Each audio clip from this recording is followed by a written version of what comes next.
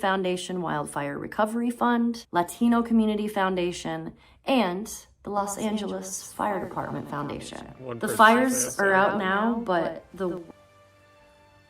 All right, hi. We're gonna try that one more time. Hi, my name's Nerdy. I'm the DM, and if you want to know who messed up, it's me. So here is our president and hero, Ashley Johnson.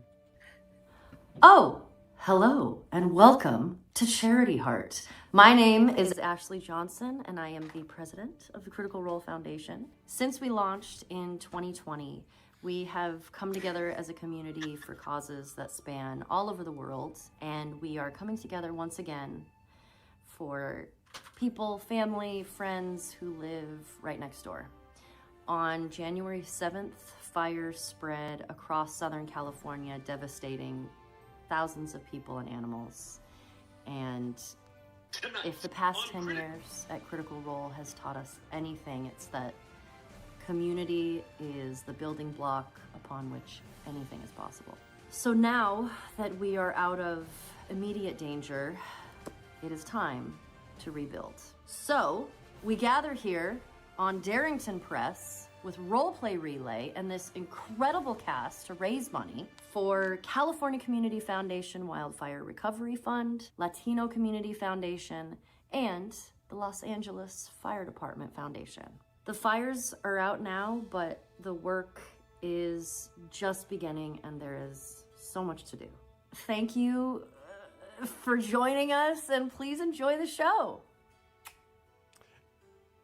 And now I'm here. Hi, welcome. Ooh, what's up, internet? My name's Nerdy. This is my second time to do this for you tonight, so I hope you don't forget it. This is CHARITYHEART, a lovely collaboration between Darrington Press, Critical Role, and my little company Roleplay Relay as we come in here to help raise money for that California Wildfire Recovery Fund, all of the things that Ashley Johnson just so eloquently said as our president. Thank you so much, Ashley, for introducing the show. But it's time to get into that show, which means I get to tell you about our lovely sponsors. There's going to be a variety of images across the stream tonight where you'll be able to see where you can go get some free stuff, get some discounts, but I'm going to explain what those are really quickly before we start.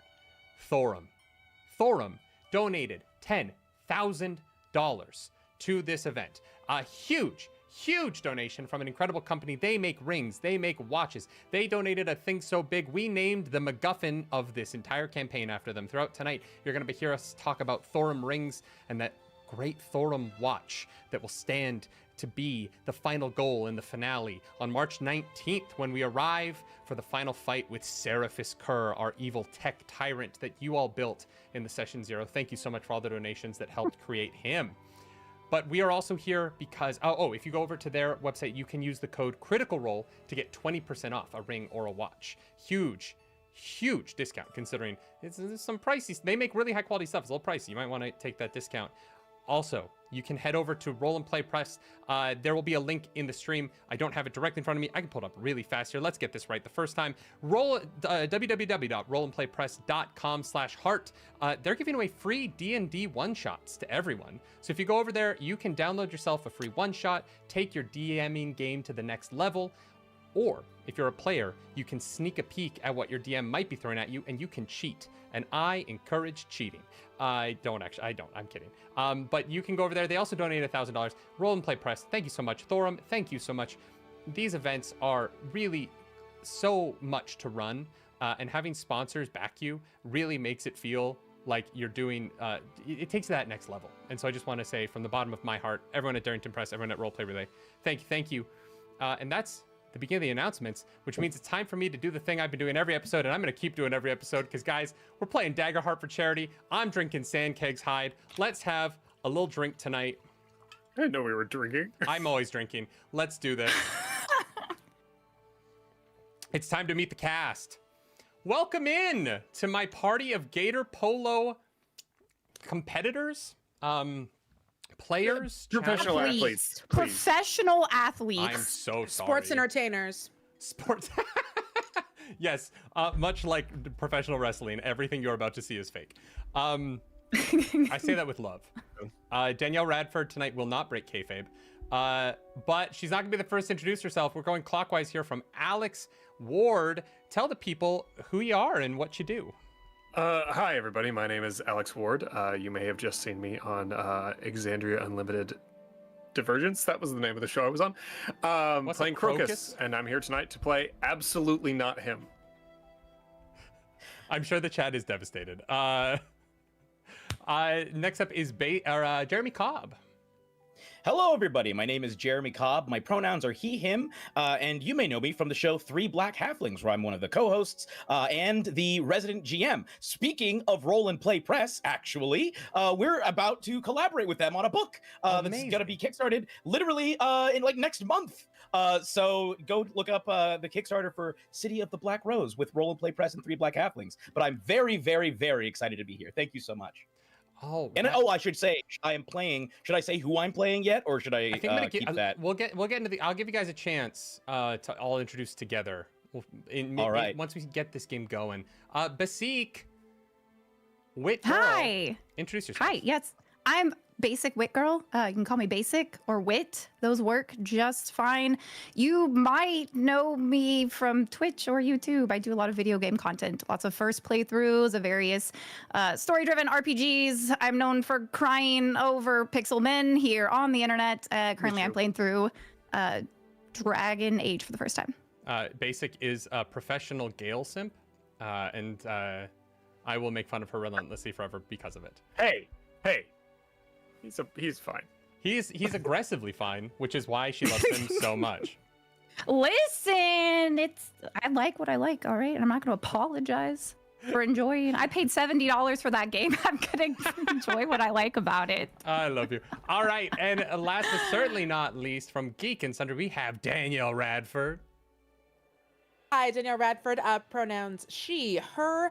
You can find me all over the internet. I'm mostly talking about wrestling. Like if you're looking at an account and you're like, is that a fake account or is that actually Danielle? I will not be the one selling you laptops or NFTs. I will be the one who is talking about Cody Rhodes getting hit upside the head by Travis Scott for no good reason. He had a good reason, okay?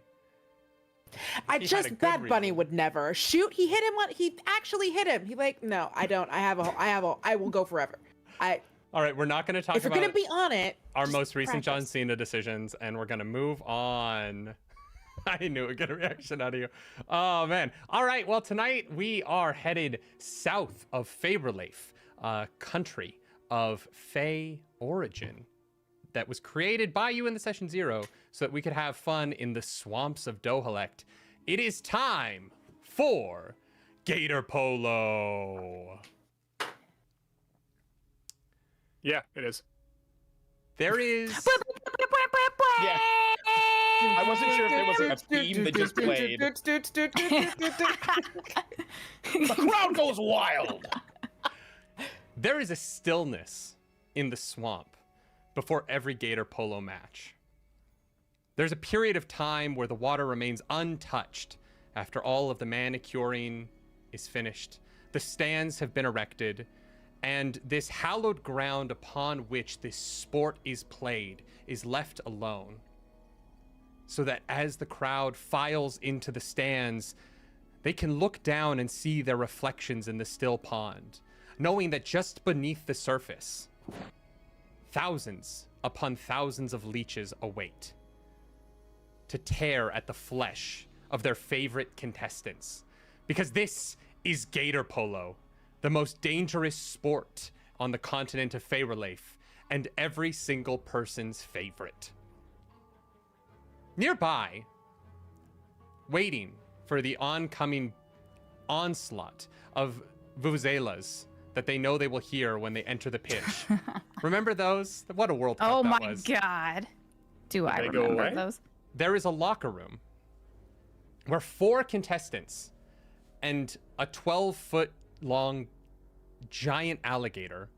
12 feet is just kind of a normal size for an alligator, Yeah. but this is technically a giant alligator because it is a danger level above a typical alligator. Are preparing for the national championship match, the finals, as the Doha Dominators prepare to take the pitch against the Sand-Toothed Tigers. Not citizens of Faberleif, a small city-state to the south along the coast of the country, but a long-held rivalry between the two teams, if not the contestants on each team. It's a dangerous sport after all. Many of these contestants have not been on the team more than a year or two, because it's hard to survive a season. In fact, one of these members is new. And I'd like to zoom in to our locker room today as the newest member of this national championship team enters to introduce themselves, preparing for this championship gator polo match. Striding confidently into the locker room, standing all of 2'7", fresh out of the amphibian academy in his home pond, is Bogart, the amphibian apostle. He is resplendent. His pronouns, by the way, are he, they. He is resplendent. His clothes are shining, shimmering, splendid. His eyes are the sweetest, most sincere froggy amphibian eyes that you can possibly imagine. This is a man who not only has never lied, but is too young to fully understand the concept. He is uncomfortably ripped, sort of like a very wet Tommy Wiseau. He looks like a cross between a frog and an axolotl, which means he does have external gills hanging from his ears. Also hanging from his head is a full mane of curly, black jerry curl hair hanging down to his waist. His hands and feet are webbed and golden. His body is brilliant emerald green, and his belly is pale as the silver of the moon. This is a man who loves everyone he meets, and who assumes everyone also loves him. And currently furled on his back, out of sight, due to they are obscured by his massive mane of jerry curls, are a pair of froggy wings. Because he is, in fact, a seraph. So he comes striding in, looks around the room and says, "Well, golly gee, everybody, I sure am happy to be here, though I wish it was under better circumstances. My name's Bogart, the amphibian apostle. Pleased to make your acquaintance." And he extends a wet hand to each of you. I think the first person to react is Jeff. The giant crocodile alligator in the room turns its massive... Jeff was named by a member of chat, so enjoy that. Jeff turns his massive head as you walk in snout first. And much like all gators, its eyes are only on the sides of its head. And so it turns its head and lifts its head back down onto its left paw so that that right eye is staring right up at you as it just kind of like does that weird blink where the eyelid comes forward instead of up and down. And that's all the acknowledgement you get. I do the same in salute with a single eye. Assuming that that's just the custom here. Assuming that this is just the culture, I pull my hand back and then look at each person very purposefully in the eye with one eye and just... Like you can audibly hear the nictating membrane slide across as I do so with each person. Jeff's mouth curls into a little smile at that. He's like, "Hey, okay, one of us reptiles. Let's go." Yeah, gobble gobble. And I do a little dance and then look around for my locker. Absolutely. What does this Bogart Rivet see upon entering this room? Who'd like to go introduce themselves? So he sees Chalice. Chalice is a clank.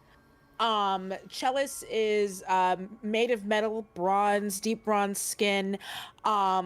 Her eyes look like light bulbs, but the light kind of light bulbs that would still use filament, the kind that you would see maybe shining down upon a hipster bar where they make the syrups themselves and have a handlebar mustache. The cords on top of her hair are cornrowed to her scalp. And then adorned up top, just to make it so no one can pull at them. And she walks over. "Oh, hello. You must be our newest player. It is so nice to meet you. Wow, that is one wet hand." That's right. It's part of my upbringing. You gotta always stay slimy. Do you need a little bit of slime? I have some extra. I know it's gonna get wet out there, but you gotta be protected. And I hold out a little tube of amphibian slime. Oh, Thank you very much. I will place that in my locker where I will surely use it. I am not lying. Thank you for your amphibian slime. I long to learn the ways of your great culture. And then Chalice takes it and actually she tucks it into her bag. She's not going to turn down good slime. I'm not going to make you roll to lie because Jeremy did introduce his character saying that he was too young to understand the concept. So I think you just take that at face value. And you meet our next party member. You see sitting in the far back of the locker room another ribbit, or a ribbit, with a shaven head, and she would be picking her teeth with her dagger if she had teeth. She doesn't. She's just kind of sucking on the end of a knife and looks up at you and says, So, you're the new one. Huh? You're here to help us with today's game? Mm-hmm. I've never played this game before, but I was told I had a great aptitude for it, and I'm very excited to be here. I was hoping maybe one of you could explain me the rules, show me the ropes. I'm sorry, you said you had a good aptitude for it and no one's explained the rules to you yet? Oh, Who told you this? The recruiters, they said that it was better if it was a surprise. okay. Look, and she stands up, only slightly taller than you, but much rounder, and looks at you and says, First of all, my name is Nyx. Nyx Lilystomp. And if you're joining my team, paper and write that down. If you're joining my team, you gotta know these rules. You gotta know them so well. If you're gonna work with me and Jeff, and the rest of us, you gotta be on your top game. This is a serious game here, bub. And you gotta be good if you're gonna be part of us. I'll do my best to be good. And I make a very stern face. So the rules are, Oh, I'm on the gator. You're on the stilts. And we win. That sounds incredible. And I hold up my hand for a wet high five.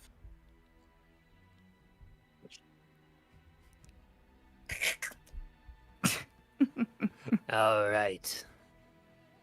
and we have one final member of our team here.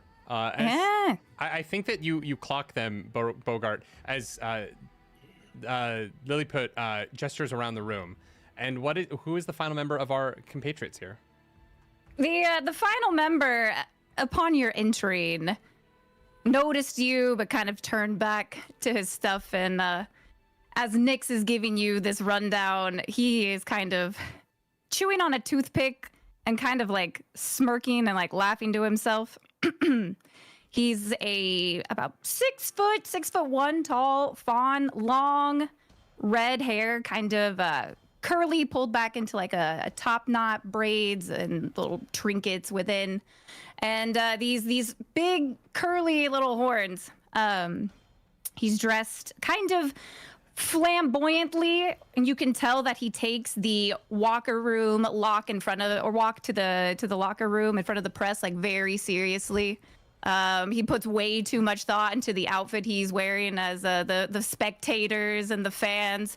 And so he's got one of those romance novel, like deep V flouncy blouses on with a lavender fitted tailored jacket over it.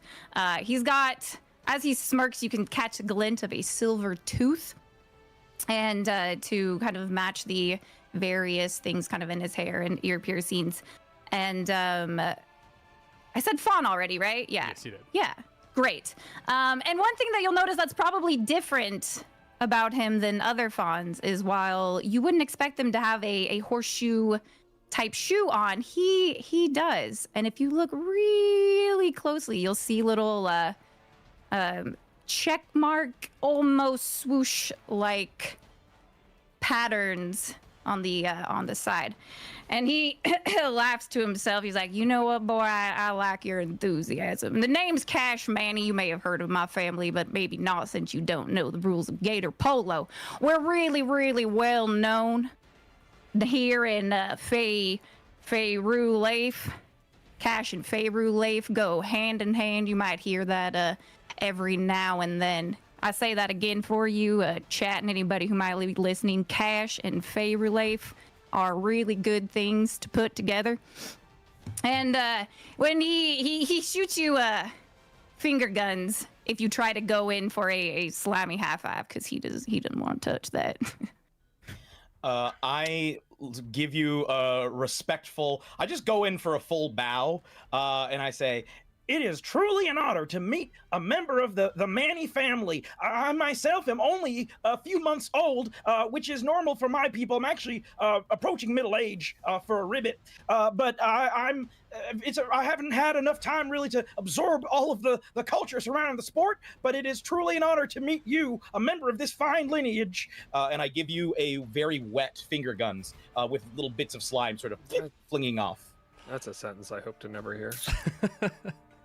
As you say that, your manager enters the room. You haven't seen your manager in a little bit. They, despite it being the middle of the season, it is tax season, and so they had to head up north. And so a third ribbit enters the room as your manager Godfrey shows up, and he says, "Oh, hi everyone. I'm so glad you were all able to meet Bogart.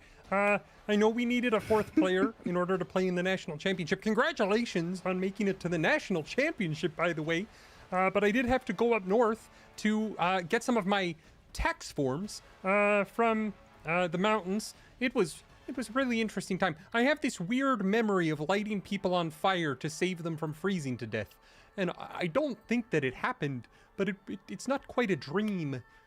But I remember it happening. It's very odd. But things went well. I got my tax forms, and I am ready to be your manager. Yay! National. You have a complicated life, don't you, Godfrey?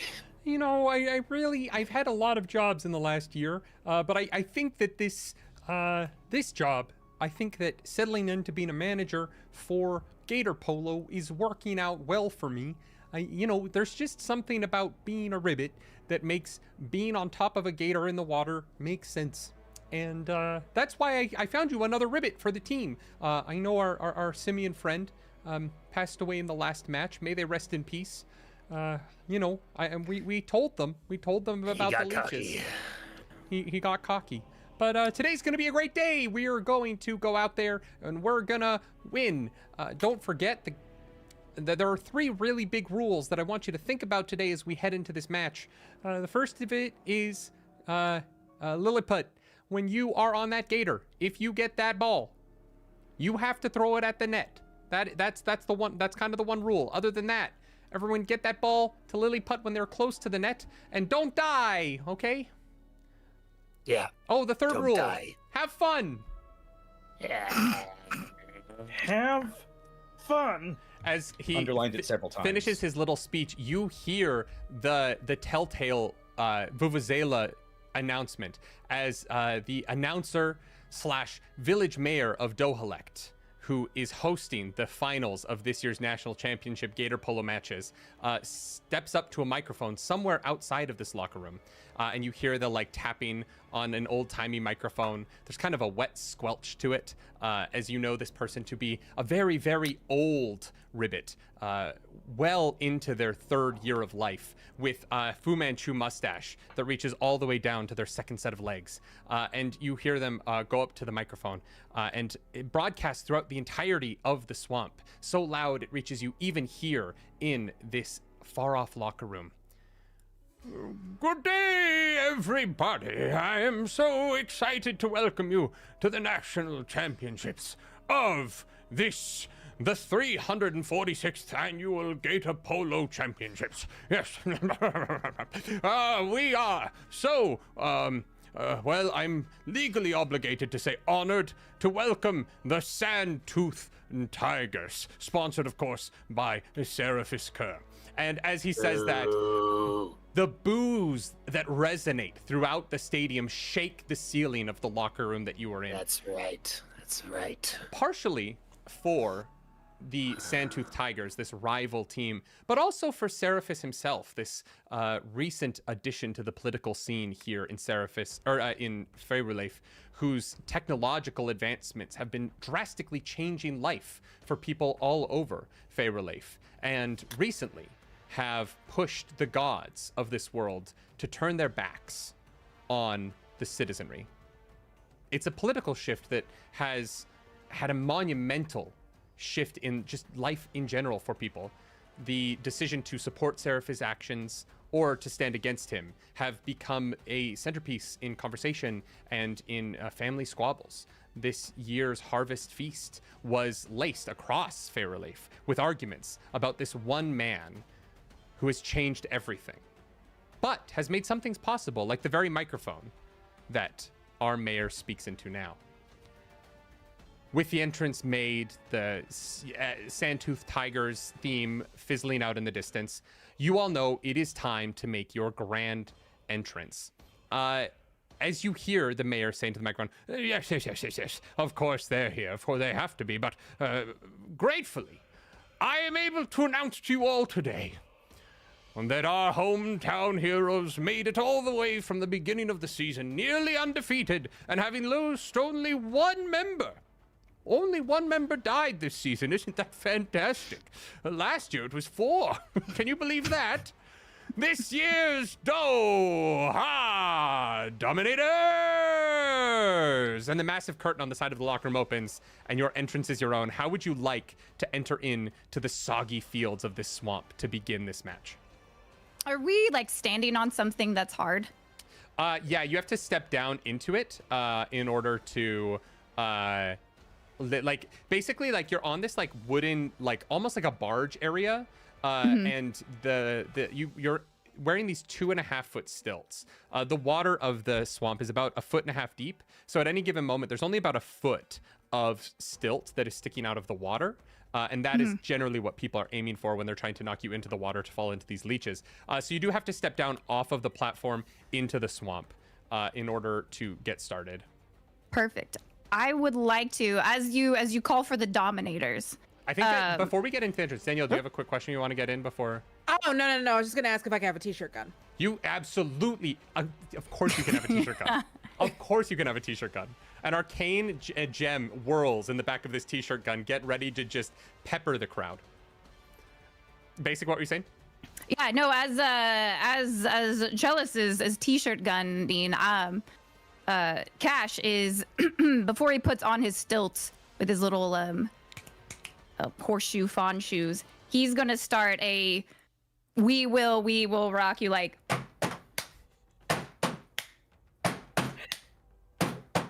Absolutely. and just like to get the everybody like hyped up and going. Amazing. Absolutely. That it is kind of weird because it is so wet that is kind of like a squelch clap. So keeping time is really hard. Everyone is getting their feet out of their out of the mud at a different time to put it back down.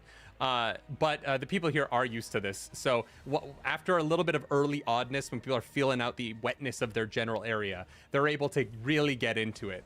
And as you make your entrance with the 3 of you on stilts, I think heading first, this musical moment rises into the air, much like A Knight's Tale, the gayest movie made in any time period. The last person to enter is Lilliput on Jeff the Crocodile. Do you have any special moves as our crocodile rider? Hurt myself. I hate that. Special moves. So as I'm sorry, and I don't mean to correct you, but my last name is Lily Stomp. Lily Stomp. I am so. No, please correct me. What's your first name? What? What is your character's Nyx. first name? Nyx. Again? Nyx is the first name. Okay. NYX. Thank you. As they enter on top of Jeff, they are standing in a hero pose, hands on hips, head thrown back, as Jeff walks out into the swamp. And as they get out there, they pull out their short sword and grappler. And let out what for any other creature would be a monstrous bellow. But when coming out of Nyx, just kind of sounds like eh? With all of the fervor that you would expect. The crowd goes wild. This is your hometown arena. Everybody is loving up on you. You made it to the finals and you're bringing that trophy home. And you see it next to the mayor of Dohalect on a pedestal. There is this golden gauntlet that is inlaid on top of this like onyx statue base. And it glimmers in the light with this design that wraps around the bracer part of the gauntlet up towards the hand of these like interlocking gaiters. It's a beautiful piece, and it has not been won by the Dohalect Dominators since before any Ribbit was alive. Since Jeremy Cobb apparently set their lifespan at incredibly short. Yeah, I was not aware of this. My ribbits. I don't 3 know. is crazy. What were you Yeah, saying? Nyx's ribbits may live a lot longer than mine. Yeah, I get to be like 80. I don't understand. We're dead in about a year and a half, usually. Are you sure that's not like your absolutely particular wild. gator polo type plane, Frog? Are you just being like funneled in every like, well, there's another one. Well, when you're Bred to be really good gator polo players. When you get to a year and a half, they have you participate in the spawning season, and then you head off to the great pond beyond. So this is kind of like a lily pads a run sort of situation. I love the Exactly. idea. I like the idea that the Great Ponds Beyond is just like a retirement community nearby. Yeah, of like 13-year-olds. Like it's like you That's you spend the incredible. next 47 years there. Like it's We like, say that all of the ribbits in Nyx's community that is the Great Pond Beyond, and just none of them Yeah. talk about it once they go there. Like they just forget their childhoods and move on with their lives, and none of us know Right. it exists. They have a really robust social security system. yeah, it's great. Like you work Yeah. for 5 years and then you move on and you get to just live for the next however much, you know? Well, it sounds kind of nice. I'm not gonna lie. as Nyx dreams about their universal basic income that they're headed towards, you all make your way to your ceremonial 4-star start of the match, where you all come to the center of the swamp. You see off to the edge there are the members of the Sandtooth Tigers waiting by their net, and as you turn to face out in all 4 directions from the middle of the swamp underneath your feet explodes in this moment, and leeches are launched onto all of your bodies as JD Herring donated an environment feature, and you are all shocked as this is not supposed to happen. The leeches are only supposed to get you once you fall in, and so I'm going to need everyone here to make an agility roll to see if they can avoid taking damage before the match even begins. I have a Karen, quick thank you. question. Can my stomp splat can that count as my bardic rally? Absolutely, it can. All right, fantastic. All right, everybody who just heard me, you get to add a little rally dice. It is a D8 Oh, wow. once per session. So take that and put it in your back pocket. Oh, okay. Yeah, don't use it now. Got it. Don't use it now. You just have it. I'm gonna say, Wit, you can. Someone, a friendly critter before this donated clear the player countdown dice. I'm gonna say we're gonna use that right now, and I'm gonna give you your Bardic Rally back. So at some point in the stream, you can use your Bardic Rally ability a second time. However, those dice can't stack, so don't use it yet. Wait till everyone uses theirs, and then you'll be able to use it again. Perfect. Thank you. Generous critter. I need an agility my roll from everyone. Agility total of 10 with hope. Amazing. Oh, sorry, okay. not sorry. I did the thing. I didn't add them together. That would be 14 with hope. Awesome. Okay. That's a pass. You're gonna mark 1 stress. Ooh. 20 with fear Ooh, for Bogart. Wunderbar. I'm going to take that fear. And you also pass. You're going to mark 1 stress. 16 with. Oh, sorry. Come. I just got went, a 10 Oh, with sorry. fear. 10 with fear, absolutely. You're gonna mark 1 stress. That's a pass. And wit. 16 with fear. Oh shit, 3 fear. All right, I'm gonna take that, and you are going to mark a stress for me. Everyone did succeed. It was a DC 10, not a super high DC. But you all mark a stress, as this moment is stressful. You are about to play in probably the biggest match of your lives. Definitely the biggest match so far for Bogart, as it is the only match of Gator Polo you've ever played. So this stressful moment is brought on by this event that is not supposed to happen. You are not supposed to get attacked by the ground. But the mayor steps up to the microphone. Seems there must have been some shifting in the mud beneath the swamp. Very, very sorry, everyone. I'm sure it is a one-off thing, but let us all take our places, and if the Doha Dominators are prepared, we will begin the match. Is everybody all right? Did any crowd get hit by any leeches? No, you were very much in the center. Okay, perfect. Yeah. Before we get started, I'm just gonna shoot a couple more of my t-shirts from the t-shirt gun out, just to be sure. Here, cover your delicate, fleshy bodies with these pieces of fabric.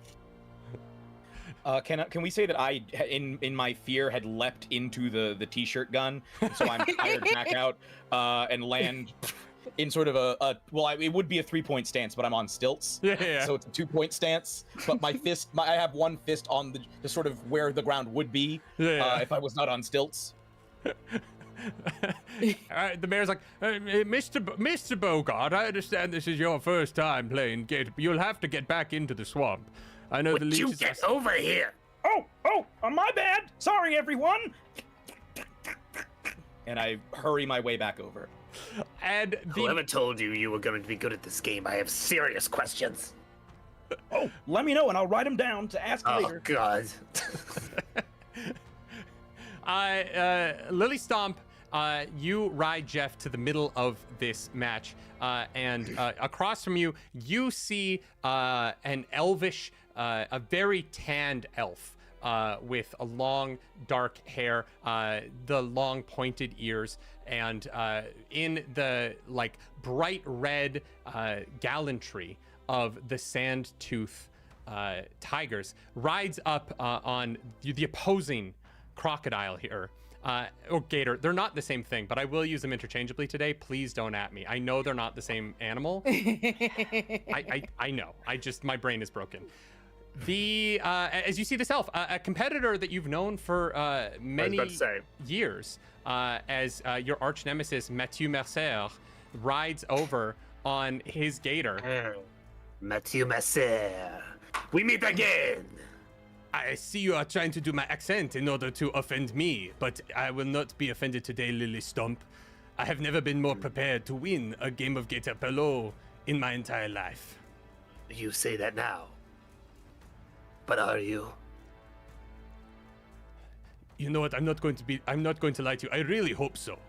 I have never once been able to defeat you in combat or Gator Polo. I thought so.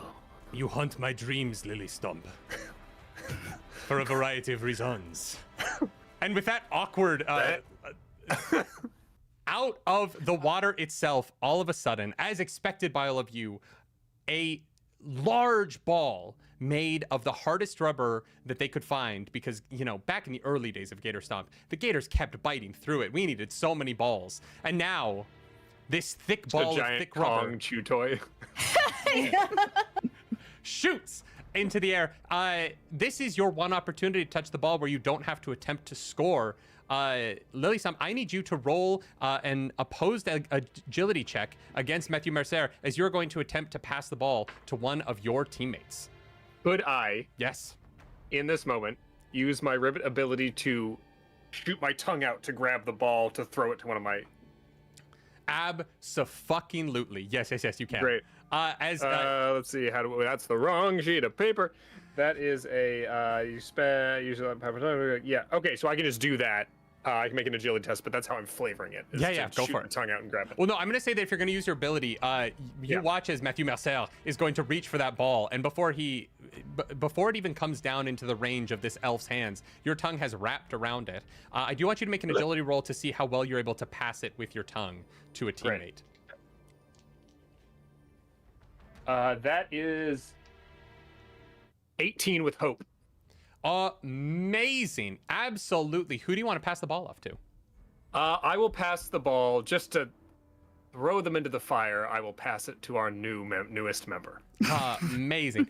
Bogart, you watch this slightly larger than a basketball, this red leather ball or rubber ball flies off into your hands and the game begins. We're going to pass forward through time. We're not going to play this game in real time. I would like, Bogart, for you to make a luck roll for me.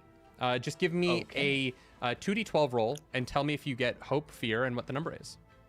Okay. Are we adding them together or just add them together and give me the... Okay.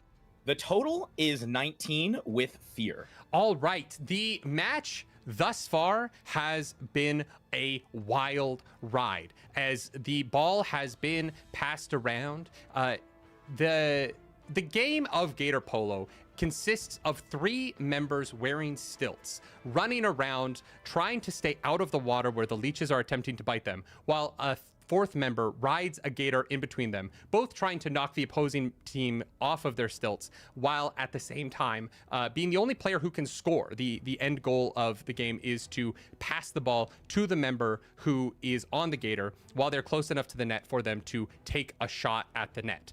Once they have the ball, the gator team, the person on the gator can only throw at the net. They can't do anything else with it. And so for the first 5 minutes of this match, there is a healthy back and forth. Bogart, you are the only one who is going to fall off of your stilts just the one time, and you are going to make a agility roll here to see if you take a stress or if you take a health point. So give me an agility roll. All right, I have a question. Yes. I said it a little during my intro, but as a seraph, I can fly. Yeah. Can I just fly instead of hitting the water? I'm going to say that is against the rules. Oh, okay. That would be a disqualification in the game of Gator Polo. Really great though. Yeah. They're super cute. Oh, like Can I use them to give me any sort of advantage on the roll? Ooh. Like to slow my descent? Yes, but you're going... Okay. Here's what this will be. You can absolutely use them for advantage, but you will have to roll to see if you can hide that you... If you use them and you get caught using them, that will be a demerit. But if Eating on your first match, I like it. Oh. I don't know. Okay, I don't know the rules of the game. Like, Once more, I encourage cheating. Bogart doesn't know the rules of the game. Yes, so That's right. I only told you there were 2 rules. Yeah, I did not try and hide them at all. I am a guileless amphibian. So I unfurl. I think without even trying to hide them, I start to fall and I go, oh, that's not good. Uh-oh. And I extend a huge pair, like a full 15-foot wingspan of these big webbed wings. They are a mix of they're sort of like a poison dart frog colors, black and like neon blue. And I fully unfurl them, glide across the ground, and I'd like to just take to the sky, and then say, wow, that was a close one, before landing back down on my stilts and folding the wings back up and smiling at everyone else. You watch as Mathieu Marcel's face goes bright red as he immediately turns towards the referee box. And he's like, Tabernac, what is this? The Doha Dominators want to cheat immediately at the beginning of the match? What? This is unacceptable. You cannot fly in Gator Polo. Come on now. That is absolutely... If everyone could fly, we would just all be fucking fairies. Ref, what is this? And the ref blows their whistle with a loud... yes, that's I start correct. high-fiving immediately as soon as the whistle blows. All right, good job, everybody. Unfortunately, the ribbit there with the wings did use them incorrectly. That's gonna be 1 dunk given over to the Sandtooth Tigers. Bogart, you are gonna get dunked. Sorry about this. God, I hate giving these out. It's such a painful part of the game to watch, but Sandtooth Tigers, Have at 'em. And you watch as the game comes to a stop. The ball gets like magically suctioned to the front of the referees as two members of the Doha Tiger or the Sandtooth Tigers come walking over to you. One of them being Mathieu Marcel. I go to shake their hands immediately. I know we didn't get to shake hands before the game, so I figured now would be a good time. As they, I guess, seize me.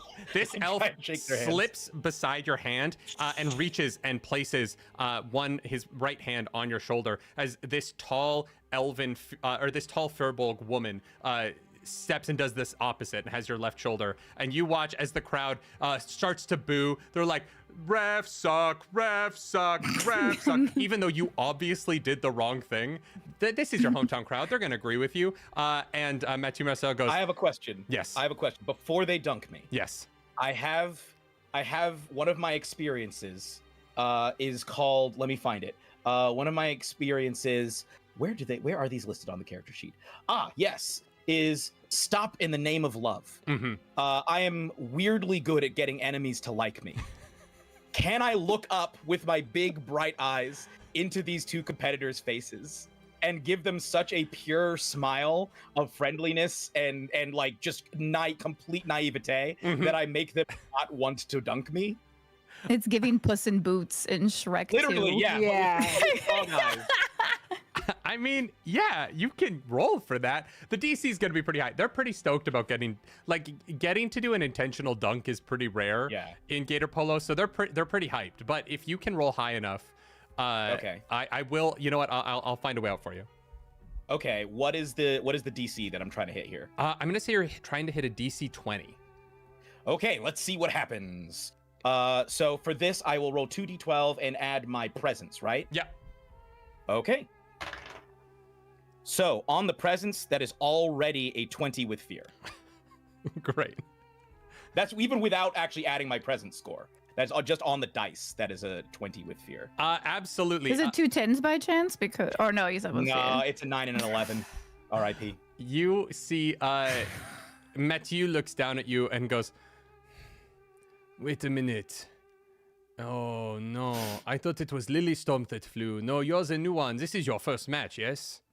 Yeah, I have no idea what's going on, but Lilystomp was nice enough to tell me the rules. It did not seem like she did the best job explaining them. Come on, Laura. Let's let them off this time. And the two of them let go, and they walk away. Lilystomp for this says, Mathieu Marcel, you've known me for years. You think I have wings?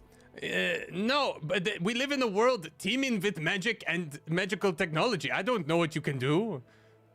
That's not how that works. As they walk away, can I pull out a pair of like little origami folded lily pads and say, I just wanted to say, I was going to wait until after the game to hand these out, but you guys are so nice. I just wanted to hand them out from now. Top-notch competitors, both of you.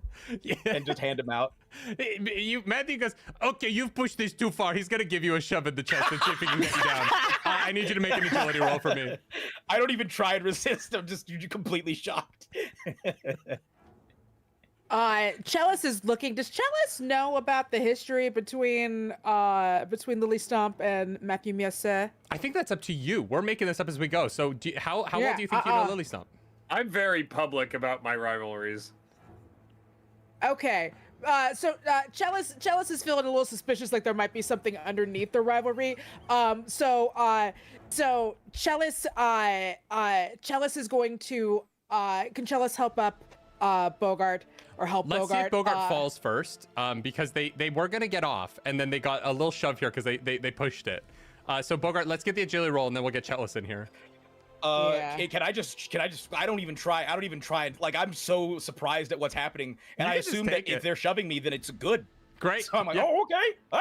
And just fall back. Well, since you're not going to fight it, you are going to mark a hit point as you feel the thousands of tiny teeth of these leeches in this water crack into your back as they sink into, particularly you feel them like in the joints right at where your wing meets your body. It's a real gross sensation. And then Chalice, you watch as your friend gets pushed in the water. What are you going to do? Yeah, so I'm gonna go and I'm gonna help Bogart up because Bogart's new. Hey, it's okay. Don't worry about it. They have this thing that's been going on forever. I've been trying to get the tea for years. I think there might be something happening beyond the surface, and you may have hit a very sore spot and not just the ones on your back. And Chalice, like, helps Bogart up. I'm sorry you have gotten in the middle of what can only appear to be a frenemies to lovers quarrel.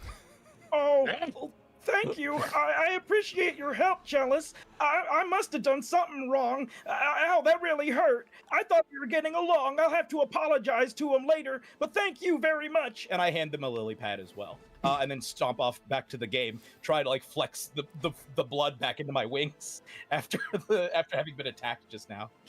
And with that, the ball gets thrust back into play, and we are going to head in directly into this moment. The first game, the first highlight moment of this game, when it gets replayed on the Gator Polo Network on Gorbs around the world. We're here. So we're going to head into initiative here as the ball makes it into play here. The ball shoots off of the referee stand.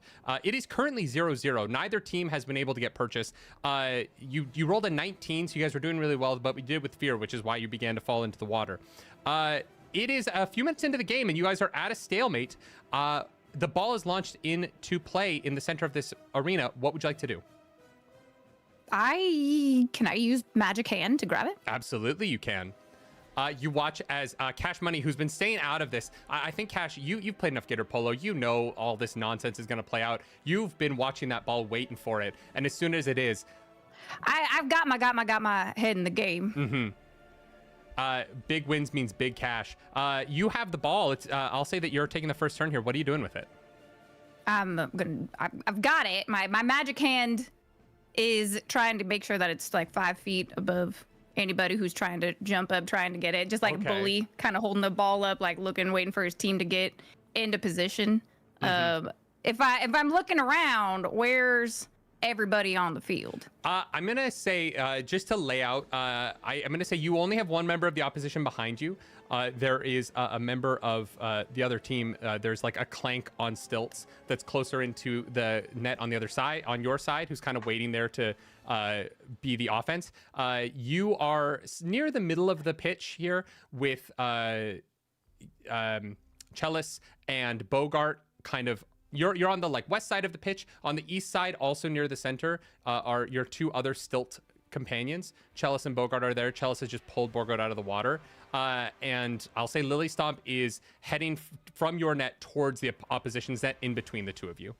Yeah, we're trying to take advantage of this like it's a power play while they got two of their people dunking our boy over there. Absolutely. Yeah. I'm waiting until Nyx gets within a good spot, and then I'm gonna hurl it to Nyx to take that shot. Great. Well, this is a great opportunity then for me to use one of my fears to have Mathieu Mercer, who sees what's happening. They're going to throw a corrosive projectile at your feet, trying to burn away one of your stilts.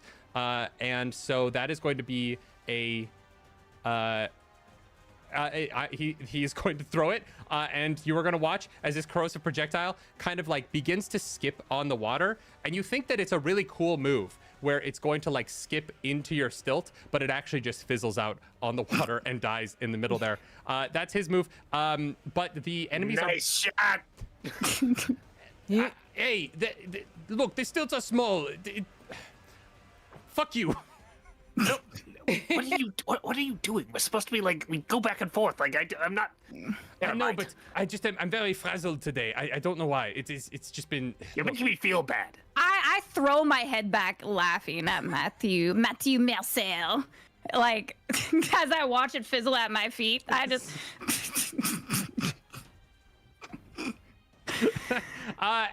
You see... And then watch him. I eye contact with Mathieu as I throw to where Chalice is. Or not Chalice, Nyx. Okay, yeah, Nyx, you are rocketing forward on Jeff the Gator, heading towards the opposition goal, trying to get in place. You see there is a lob shot. Cash Money is trying to set you up for an easy sort of alley-oop type smash here as you're rocking across the field. You're flying in on Jeff, but you do see in the path of where you are heading, there is Goliath, the largest, squattest member of the Sandtooth Tigers. They're not the most mobile team in Gator Polo, but they do have this one defensive force they kind of build their strategies around. It's this long 8-foot-tall Goliath who's there waiting for you, trying to block your path. This is like a Space Jam against the Monstars kind of situation. Yeah, absolutely. It's kind of more like the NBA, where like all the other players are really tall, but fuck, Victor Wembanyama is just so much taller. Like, Yeah. okay. Yeah, he's so big. It's so weird. Like, and he's amazing. But so technical question for yes. the rules of Gator Ball. Yes. Or whatever we call this. Polo. Do I have to be Gator Polo? Yeah. Do I have to be touching the Gator to score a goal? You do not have. You can leave the Gator. You will fall in the. You might take some leech damage, but you can leave the Gator. Well, here's the thing: is there any sort of like tree cover or anything above where we're playing? There is not. This is a cleared arena so that you guys can truly enjoy the game. All right. So the goalpost then. Mm-hmm. What is that? What does that look like? It is like it's like a 5-foot wide. It's smaller than a soccer net because there isn't a dedicated goalie in this game, and so the goal is to make it a little bit harder to get this ball into from a distance. But up close, it's still relatively easy. Would I be considered to be within close range? Of the net, not right now. You would be within far range at the moment. And the ball currently is heading towards close range. And so your goal right now is to get to the ball before it hits the water to get it in the net. Yes. So I'm going to try and steer there to get a hold of this ball and then to be within close range of the net. Yeah. Okay. So do I have to roll anything to catch this ball? It depends on how you plan. I need you to tell me how you're getting around this Goliath. This guy is blocking your path. So my plan is to, once within close range of the net, is to use my grappler to basically jump and grapple the net and pull myself towards the net with the ball to score a goal. So you want to launch off the Gator, grab the ball in the air, and then pull yourself into the goal. Abso-fucking-lutely. I'm going to need a crazy agility check to pull that off. Let's go. But fuck do I want you to succeed. That's so fun. I am the ball now. Great. That's going to be, let's see, that is a 22 with fear. Oh, crap. Okay. You are going to see, the rest of you watch, this Gator starts picking up speed. The ball is in the air. Chalice has alley-ooped, or Cash Money has alley-ooped this ball, and it is flying overhead. This Goliath takes their eye off of Nyx just for a second to look at the ball. And in that moment, Nyx, you know it's your time. You have Jeff whip that tail up behind you, and you get launched into the air. As you're Jeff, it's time for the flying G. And you get whipped. You fly up. You manage to grab that ball, but because our guy was looking up at the ball as you did that, he sees you, and he's gonna bring his meaty paw up, and you get cracked in the ribs. You get sent flying. I need you to mark 2 stress for me, as you are gonna get sent flying. But you are flying towards the net. You're just not gonna go into the net. So you're flying with this ball. I need you to roll a presence check for me to see if you are aware enough of this flight path. I am going to say, because chat donated it, you have a favor. So you can add a d6 to this roll. That is courtesy of... that's courtesy of Anonymous. Anonymous, thank you for this favor. So I need you to roll a presence check. You are flying through the air. You've just been cracked by this Goliath fist. But you have a chance to score here and open the scoring of this game. All right. So that's going to be, let's see, that's that is 23 with hope. Absolutely. At the last second, as you're about to splash into the water and lose the ball to the other team, you just pop it, and it flies perfectly across the net into the corner. And the local crowd here in the Dolek Swamp begins to lose their minds as chants of Nyx, Nyx, Nyx, Nyx, Lily stop, Lily stop, Nyx, Nyx, Nyx, Nyx, Lily stop, Lily stop. The Dolek Dominators have gone up 1-0, and the match has truly begun. The ball Do comes I back. fall in What? Did I fall into the swamp afterwards? Yeah, but you already took 2 stress from getting slapped. All right, yeah. I'm gonna say like at the last second, you do grab onto the boards and pull yourself up before too many leeches get on you. All right, yeah, that's how you do it. I won't punish you for scoring. It's 1-0. Congratulations, Zoha Dominators. You are winning the match. The ball comes back to center. Everything gathers. You see the mayor, the mayor and the governor of Sandtooth is also there. And the governor of Sandtooth kind of pulls a little bit of cash out of his wallet and slaps it in the mayor's hand and sits back in his chair a little bit disgruntled. He's like, fuck, man. They probably have some cash money themselves bet on this game. And this is an opportunity in Gator Polo where the players can change who is on the Gator as you're allowed to switch positions in the field. You all know that this is a game where Nyx Lily Stomp is your Gator rider, mostly because they might bite your hand if anyone else tries to ride Jeff. But Jeff would like this. on the other side of the field, Mathieu Mercer does strap on a pair of stilts, and he's going to switch out. And that Furbolg Laura is going to get on and get ready to ride the Gator in. All right. Lily Stomp, the ball's come back into play. I need you to roll an agility check against Laura, unless you plan on using your tongue again. No, this time I'm gonna try and just grab it normal. Not gonna rely on the same trick twice. Agility check. Gotta keep him guessing. Yeah, exactly. Ooh, that's a total of 12 with fear. Unfortunately, you lose as this Furbolg is just too large for you. At like 7 feet tall, this giant. Can I help? Because I have an ability called Support Tank. Okay. When an ally close to you fails a roll, you may spend 2 hope to allow them to re-roll either their hope or fear die and take the new result instead. Ooh, okay, yeah. So you can re-roll your hope or your fear die, Alex. All right. Okay. I look at you. I look at you and I say, You got this, Lily Stomp. Like you said, get the ball to you and we win. And it's working. Thanks for telling me the rules. and give you just a very sincere smile while still bleeding profusely from the base of my wings. That's right, I did say that. Okay, so the new total, right, is that is 17 with fear. Amazing. That's awesome. Because that actually beats her. So you initially miss the ball, and as you miss it, you see this Furbolg hand come up, and as she is about to grab it, you realize if you just give a tug on her jersey, you might be able to pull yourself up there. And so you grab the front of this Furbolg jersey, you yank yourself into the air, and popping up through her hand as it's like missing the ball, you come up with the ball. You're currently in the air above this arena. Who are you tossing it to? I am going to throw the. Let's see. You had the ball. I'm going to throw the ball straight to our Clank teammate. What was your name again? Sorry. Jealous. Okay. All right, Chalice's big rubber ball comes flying at you, and so do your enemies. What are you doing? Okay, so the first thing I do is I am going to cast Uncanny Disguise. Okay. And I'm going to make myself look like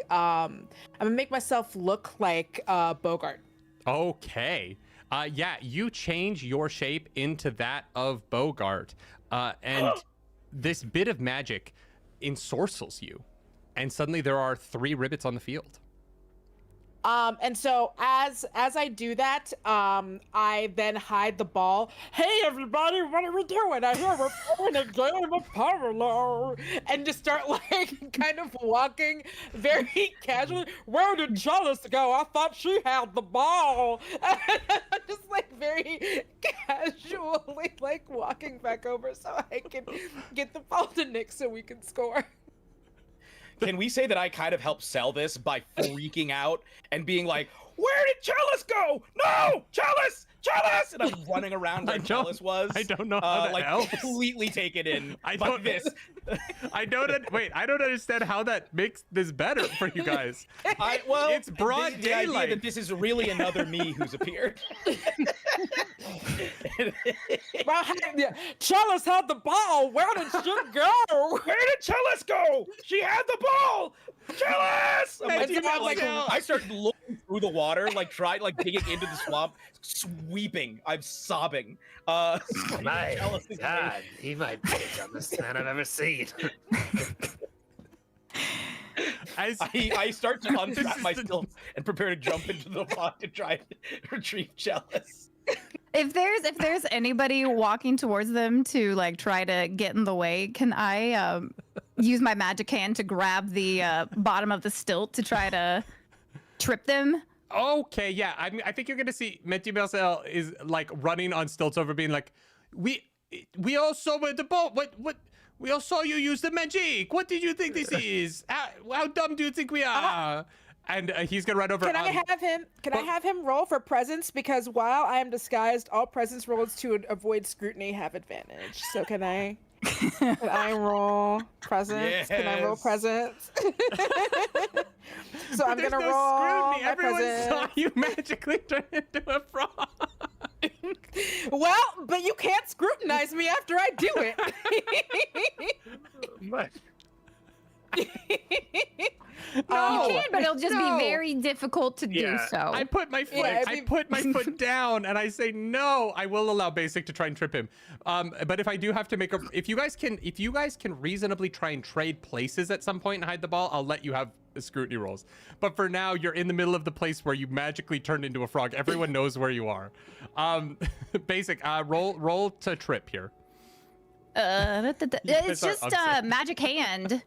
You reach out with a magical hand the same size and strength as your own to anywhere within far range of you. So while they're all watching this spectacle of like, I'm now the frog, and it's like they're probably trying to flag down the ref. I've played sports before, you know, you run over and you're like, this isn't how it goes. While he's running over, my magic hand just like. It'd be as if I Absolutely. like stuck out my my foot to trip them, and it just like into the swamp. Sure, I will allow you to try and trip them. That's gonna be. There's no like spell DC. Yeah, how do you want to do it? I mean, I'll roll if you want to go. What is your spell attack roll? My spell is presence plus 3. Okay. So it's things like this that really ruin our reputation as a team. honestly, Nyx is now sitting on the back of Jeff, just watching all this happen, being like, This is just Smoking a this is- cigarette, probably. yeah, just Look, I just don't. We really need to get our head in the game here. You're not moving anymore. You're just watching this, like, okay, Yeah. okay, guys. get your head in the game. Jeff, I think it's just you and I, honestly. We are the heart and soul of this team. I mean, you guys are winning. I take offense so- to that. All right, I take offense to I'm that. sorry. It's just that Bogart also take offense. this time a I look up, I professional say, is all. You beautiful imposter! Tell us what you did with Chalice! Chalice! The craziest part of that is that you started talking. I didn't know who was talking. I was like, wait, oh, no, that's not Jeremy. So it sounds like the check actually worked past the All right, check. Everybody's fine. confused. All right, fine. Here's what's gonna happen. I'm gonna say you two were very close to one another, and here's what happened. I will make this work. You turned into a frog, and the entire opposition of the team was looking at you as this happened. But you and Bogart were reasonably close to one another.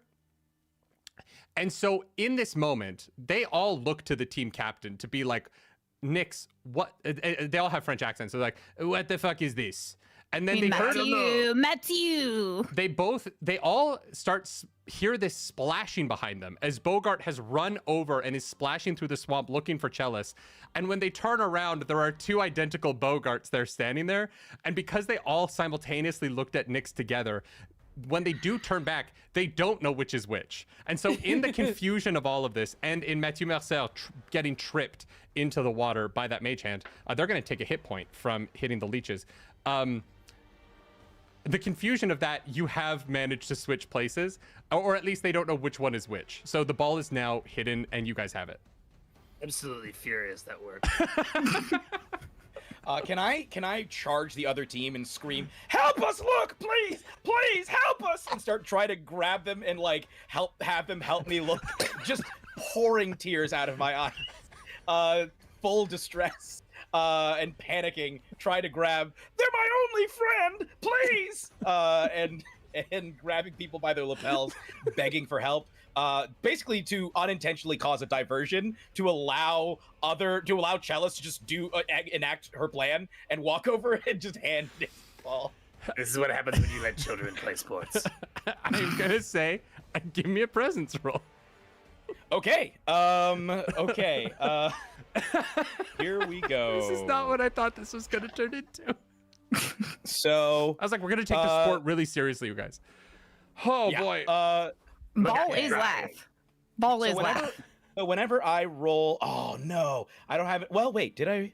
No, I did not. So that is You didn't 4 plus. If I'd rolled with hope, then right, I gain a hope point, right? Yeah, If yeah. I roll with hope, then I could spend that hope to use bold presence, but I can't. I already used both of my hopes to help out Nyx earlier, I believe. Absolutely. So that ends up being in total a 8. Yeah, 8 for presence. Although I can boost that with my prayer dice. Mhm. I'm gonna boost that to a 12. Well, can I? Does it say I can only add 1? I have 3 prayer dice. How high do I need to get to succeed on this? I mean, you're You running also at have them. the one I gave you, an 8, a You got a D8. Oh, D8. a D8. Okay, I'm gonna add the D8. This is the most important roll you've ever made. That boosts it to a 17 with the prayer die. The Goliath is reasonably confused at what's going on. They're not the brightest. And so I am going to say, as you're running over, the Goliath steps over to you and is like, "What is it that you need help with, little frog?" One of my teammates, they disappeared. They vanished. The ball went right to them, and then they're gone. They're in the swamp, I think. And then another me showed up. I never realized I was that handsome. It's real nice to look at. Wonderful. It makes me feel good about myself. But I feel so terrible because my friend is gone, and I need help to find him. Please, can you help me? You got big, strong hands. I bet you can reach in and find them. They're a beautiful clank. Their name's Chalice, and they're pure and wonderful, and they're my friend. As the defensive stalwart of this team is enraptured by this monologue that the Ribbit is yelling at them, the goal is undefended currently. So, Nyx, If no one throws me the ball, I'm going to be so furious. Nyx, are you moving towards the net at this point? Oh, me? Yes, I know my name. Yes, I'm gonna start getting Jeff to run over to the goal, seeing that it's open and hoping there's some modicum of professionalism in this team. All right, Chalice, I'm gonna need you to you need to do what you want to do. What are you doing at this moment? You see your score is heading towards the net. You have the ball. Moseying towards like where to kind of meet where Nyx is at towards the goal. Oh no, I'm gonna look for Chalice over here, y'all, and then like go run up. Chalice, where are you? You're big and beautiful, and you're my best friend. And then just like hand Nyx the ball. It's But, not like, even, sliding, you don't like, even behind like the back. pass it. You literally walk it over to them, and all everyone sees is like this gator and this these two rivets collide on the offensive side of the pitch. There is pandemonium. The crowd is losing it. Mathieu Mercer is over in the corner like, "This is why they always win. How are you supposed to defeat these tactics? This is not Gator Polo. This is Gator three-dimensional chess. It's brilliant." And then as these two rivets come together, the ball suddenly appears out of thin air as it is pulled out of this illusion. And Nyx, you have this rubber ball placed before you once more. We're gonna talk about this later. And Nyx will attempt to throw that ball through the gate. All right, I'm gonna need an agility roll from you. This one, you have a favor from Mariah. Mariah, thank you for giving thank favor you, to this roll Mariah. as we attempt to attack the net. Get That that is a 2-0 D6, lead. correct? D6, correct, for a favor? Yep. All right. I'm I'm just losing working my the mind. crowd as all of this is happening. Well, you tripped Matt. You got Matthew out of position for this. I did, Yeah. It was a real as he team like goes effort. face first, and I like turn around to the crowd as if I didn't know anything was going on. And just start like, Have I used my D8 yet? I don't think you have, no. I think I have. Oh, Basic, you have a favor, so you have a plus D6 to add. I don't know who that's from. Oh, that's from Brando. Brando gave you a favor. So All do right, I have that is 2 it. total now, or just the 1, but it was under a different name? You have 2 to roll. 1 is from Anonymous and 1 is from Brando. Hell yeah. Um, I mean, let's go. you all see as this goal is about to happen, you see JD's identity crisis, a longtime fan of the Doha Dominators in the crowd, and they have gelato, and I'm jealous because I want gelato. Oh, that sounds nice. I know. Well, I did get a 16 with fear. That is enough. As you are, I think that you're so frustrated that you get the ball and you just turn and you whip it at the net. Yeah. But as you do so, you watch it's going perfectly in line, but you do whip it in a way where you throw yourself off and you are going to go tumbling into the water here. I need you to make an additional agility roll to see if you can avoid taking damage from these leeches. But the ball is skipping along the water and it lands in the net as the Doha Dominators go up 2-0 on the Sandtooth Tigers. That is a 16 with fear. Oh my gosh, you do pass, but you are going to take a stress. Oh my god. As Alex, or as Nyx is getting stressed out by her No, teammates. it's me. Alex is stressed. 2-0. It's a pretty commanding lead in Gator Polo, and the Doha Dominators home crowd is getting amped. People are on their feet. We're getting back into that squelch, squelch, squelch, squelch, squelch, slap, squelch, squelch, slap. As the team is coming to, the team looks like our hometown heroes might just pull it off and finally bring the national championship trophy home to here where it was first forged. Many years ago by the son of the wizard Thorum himself, who was one of the early patrons of Gator Polo, and actually introduced the sport to the area. And so people are getting excited. People are getting jazzed. People are excited. None of you have ever touched this statue before. Much like hockey, it's bad luck to touch it until you win it. And so we are watching, the crowd is freaking out as you all gather back into places to start over again when the ball's going to launch and play. Nyx, what was that roll?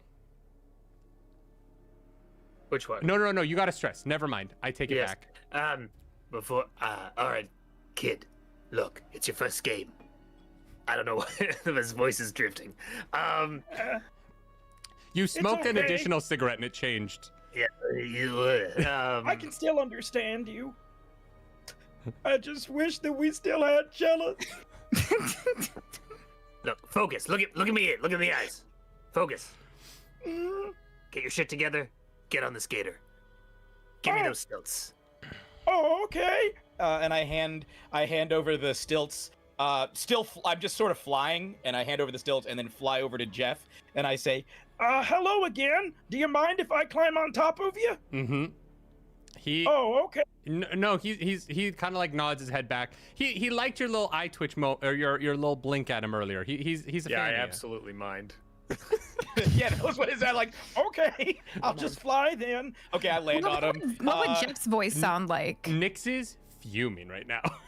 Someone else is on Jeff. Yeah, she passed him off willingly, but like, you know, there's still This is a bad palpitation. idea. I fucking. Can I immediately start feeling how strong and muscly Jeff's back is? Say, Oh my goodness, you're so tense. Look, I think both of us need a massage, but I'm the only one with hands. and start massaging Jeff's back, try to work out any. As you begin this, the ball has been launched into play, and you are like furiously trying to work out this knot in this gator's shoulder. And you look up to see Laura, the furball, has reached up and grabbed the rubber ball. And for the first time in a minute in this battle, you are all on the defensive as they are going to begin to try and pass the ball back and forth to get it into the net. I think I just threw the game. Yeah. Yeah. Yep. Okay. And Matthew Belser like runs past you and something is like, you should have stayed on your gator. And I'm gonna shoot my grapple gun to try and hook Matthew Merthez stilt and trip him into the mud. Not again! All right, I need you to make an attack roll on his stilt for me. Okay. Ooh, that's good. That's gonna 19. 22 with hope. Oh my god. No! Why does this keep happening to me? Splash as he goes face first into the water here. He's going to take another health point of damage as the leeches latch on and start munching on those ears. That is one person down. You see the ball has been passed into the hands of the Goliath at the back, who has a cannon of an arm. You know, one of the strategies of this Gator Polo team is they all kind of like, they pass back to him and then they rush forward and then he just launches it down the field. And so you see he's preparing to do this big lob pass all the way to the end. How are you Can guys I preparing go up to defend him? Yeah, absolutely. How do you do that? Yeah, I'm gonna. What does he have a name? Yeah, this guy, his name is Liam. Liam. Wait. Yeah, I'm gonna Liam get in his face O'Brien. and kind of do like a do and be like, ooh, Liam, I see you been putting in the hours in the gym in the off season. I see you got 2 more pectorals there. You've been really working hard, buddy, haven't you? And I'm gonna try to. Yeah. He's got an 8-pack now. Last year was only 6. And I'm going to make a spellcast roll to enrapture him. Okay. All right.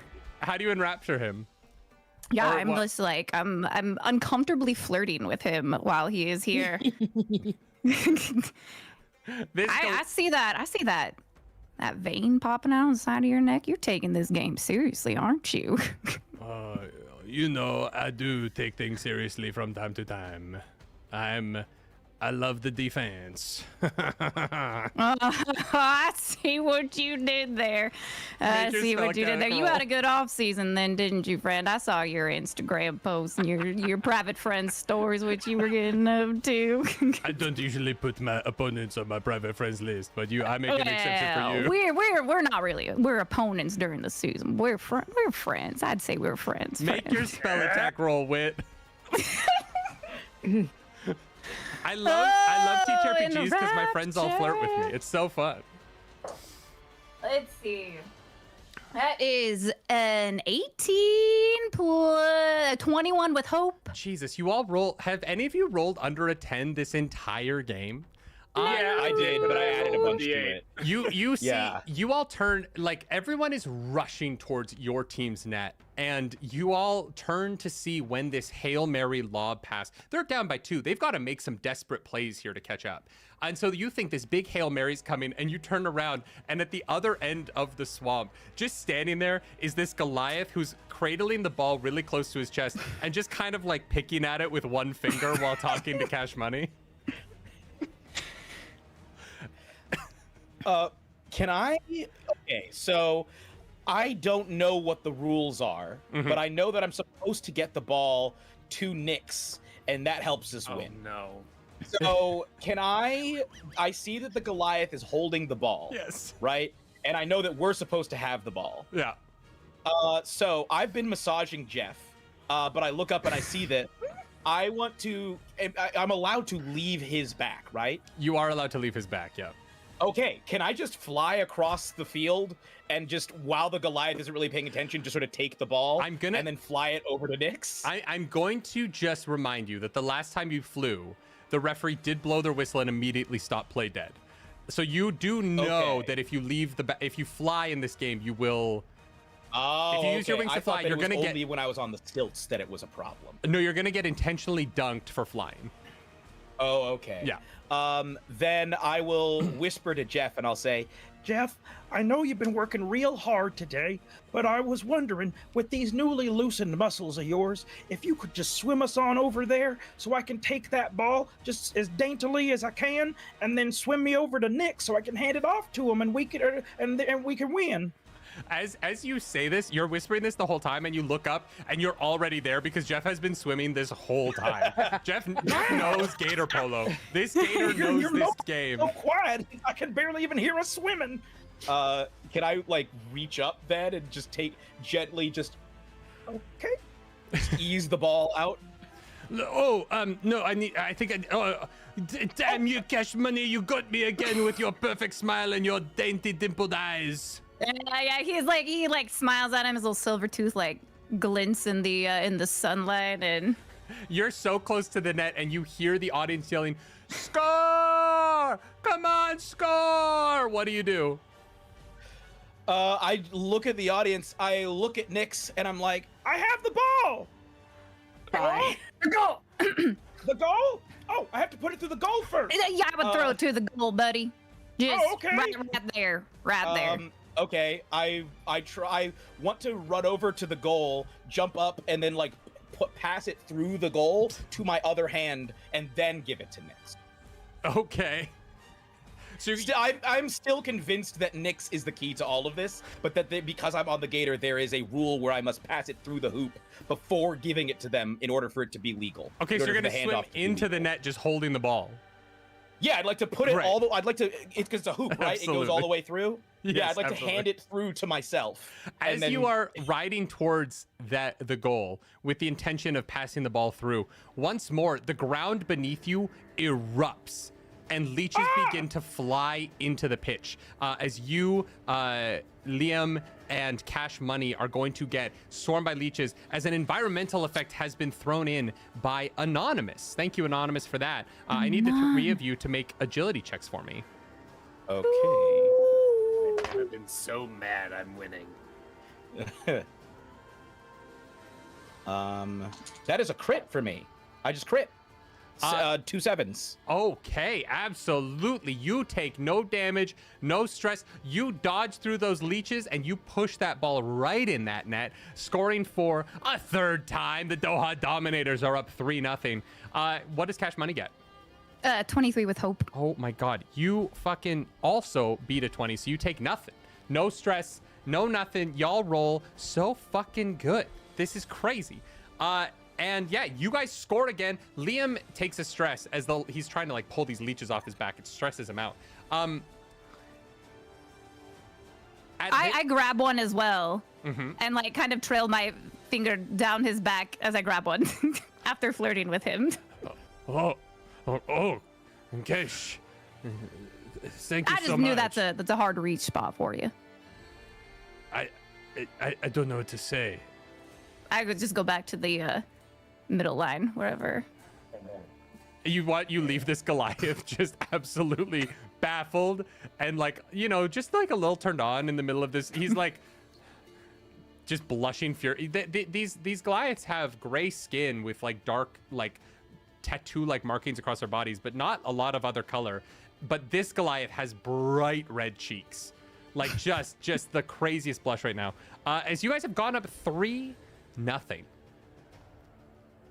In the game of Gator Polo, this is a nearly indefensible or a nearly unsurmountable lead. And there's a few minutes of play left as the ball is passed back and forth. Some people get dropped into the leeches, but your domination of the Sandtooth Tigers is complete, as in a complete shutout as the clock ticks down to 0. The Doha Dominators have dominated once more, winning 3-0 over the Sandtooth Tigers. As the final horn blares and the vuvuzelas go crazy around, the wave is being performed by the hometown crowd. The vibes are immaculate. Confetti is shot from cannons into the air, all in the colors of your uniforms. And as it fizzles out on top of the lake, you know that the magical effect of that confetti is to send all of those leeches to sleep.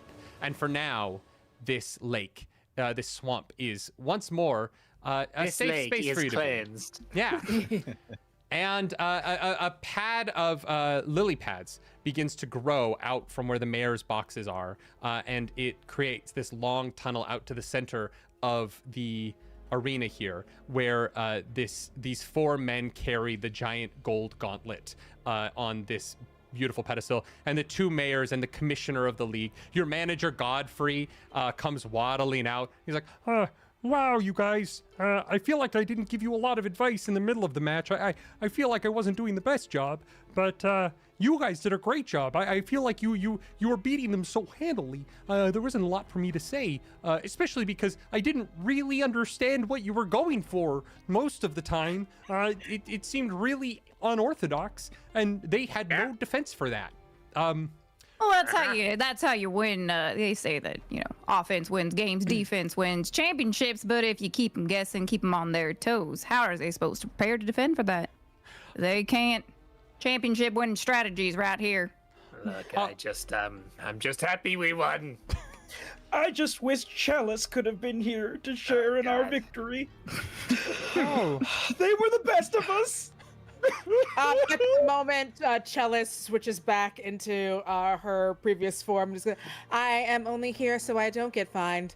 I'm only here so I don't get fined. I'm only here so I don't get fined. Chalice, is it really you? Oh my God, yes. I'm only here so I don't get fined. May I embrace you, You're at the please? trophy. The trophy. Oh my God. Okay, so as Godfrey comes over to you all, that killed me. Godfrey comes over to you all and is like, just so you know, one of our benefactors, JD, they wanted you all to have these health potions, like magical health potions. I've never been able to afford one of these, but I have one for each of you for winning. So thank you so much to JD for that. And Danielle, you also get a favor from Rachel at the Faint Divinity, so add that to your list. Oh, thank you. Can I grab the health potion and look towards a camera, trying to as if it's supposed to be an endorsement, like? Oh my God. Yes. Ding! Silver tooth sparkles a little bit. Basic, you are also going to get a favor from Max Verstappen. So. Max Verstappen! Doot. Max Verstappen. Thank you, Max. Appreciate you being a fan of the show. Thank you. And the mayor is going to lead you all, and he kind of walks over to you. Yes, oh, how dominated. This is absolutely unbelievable. I cannot believe. Well, that's what unbelievable means. That after so many years, this fine trophy has been brought back to this town whereupon it was first forged.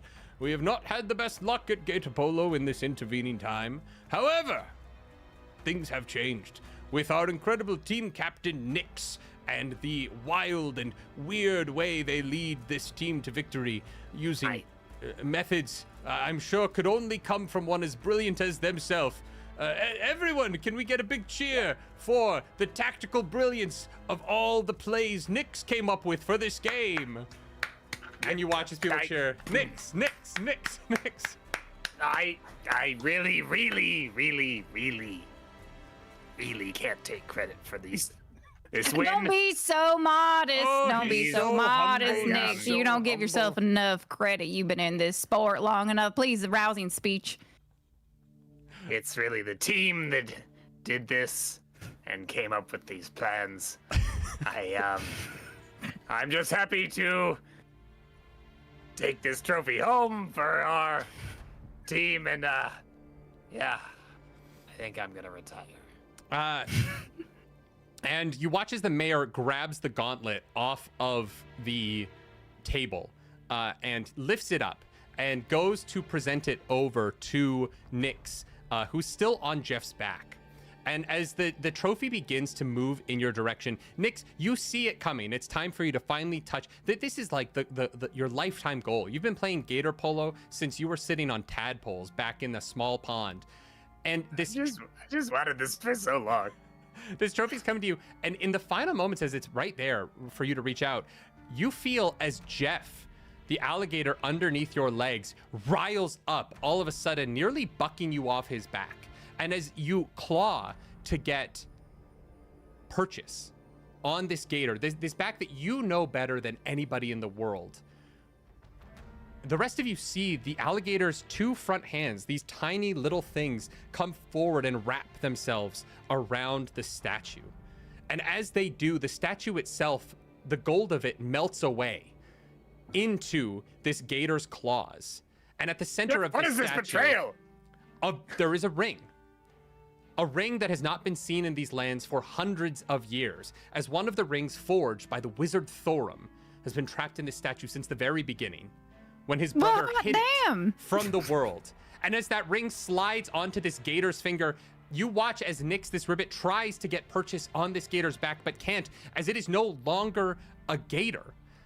It has changed shape in this magical poof of purple smoke, and standing before you all is an Inferis, an immortal being of demonic blood who wears the ring of Thorum and looks down at Nyx as you fall in the water and says, "Finally, I am free of my curse. That damned wizard. I just needed to win this fucking statue, and you idiots barely managed to pull it off. But now, I don't know if I'd say once and for all, very can victim. destroy I've Dohalect." thrown myself into the water screaming, looking for Jeff now. Jeff, no! Where And did he as go? your trusted gator companion turns into this Inferis, we're gonna go to a break, and we're gonna take a minute to compose ourselves before we probably fight this guy. I don't know, you guys. Oh, Jeff! You know, I always wanted a pair of gator boots, though, I will not lie. All right, y'all. The gator was the bad It's guy like all wearing along. shoes made out of a basketball. With that, we will see you all in 10 minutes. Thank you, everybody.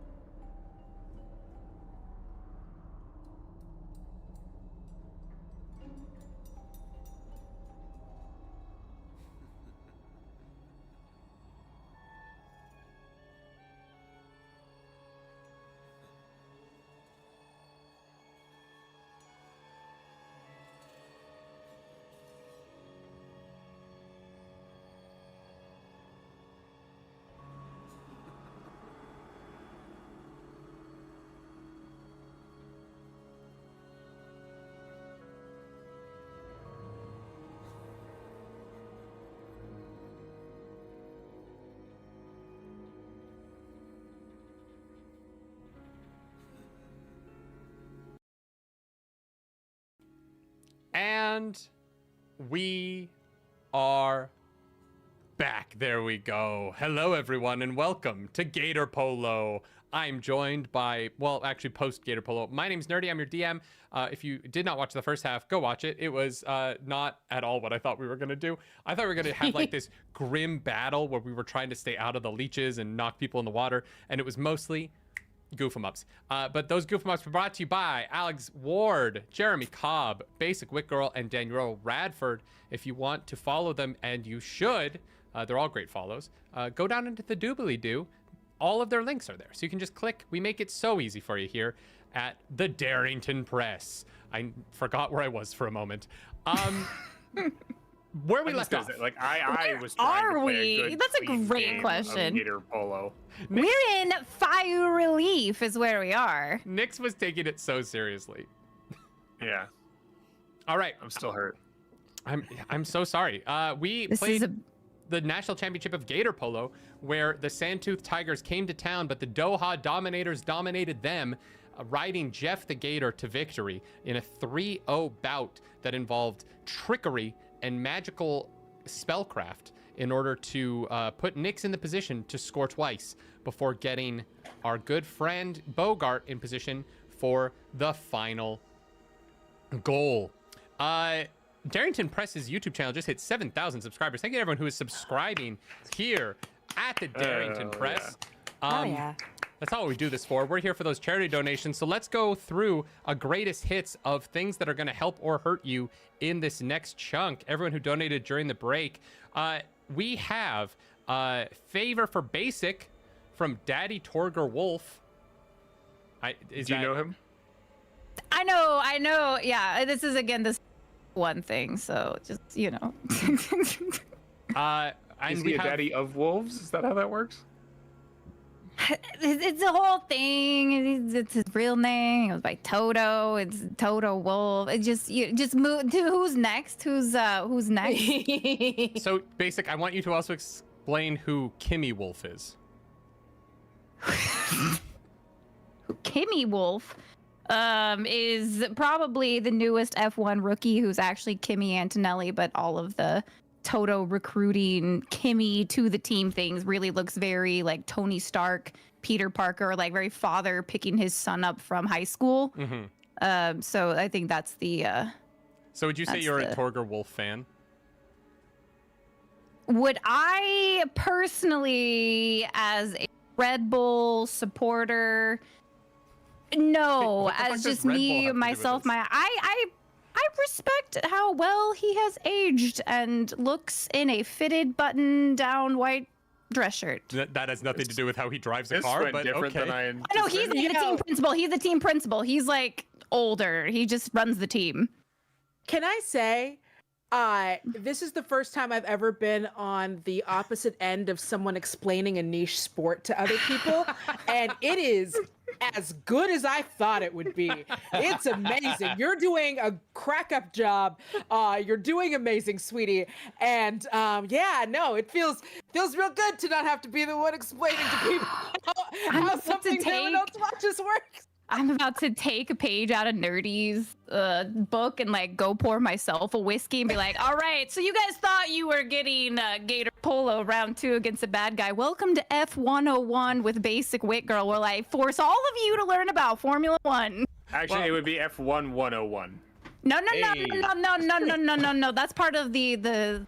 it just it works. F101. So Kimmy Wolf cursed you. So Torger Wolf favored you, but so you can add a D6 when you want, and I can take a D6 when I want. So thank you to the F1 racers for donating the Wolf so family. much tonight. I just want to say a huge thank you to everyone at F1 for helping us raise money for fire relief. If you missed Ashley Johnson at the beginning, we are, oh, nope, that's wrong. We are raising money for, I don't know how to fix that. I figured it out. We are raising money for, I was just a real big Jeremy Cobb all of a sudden.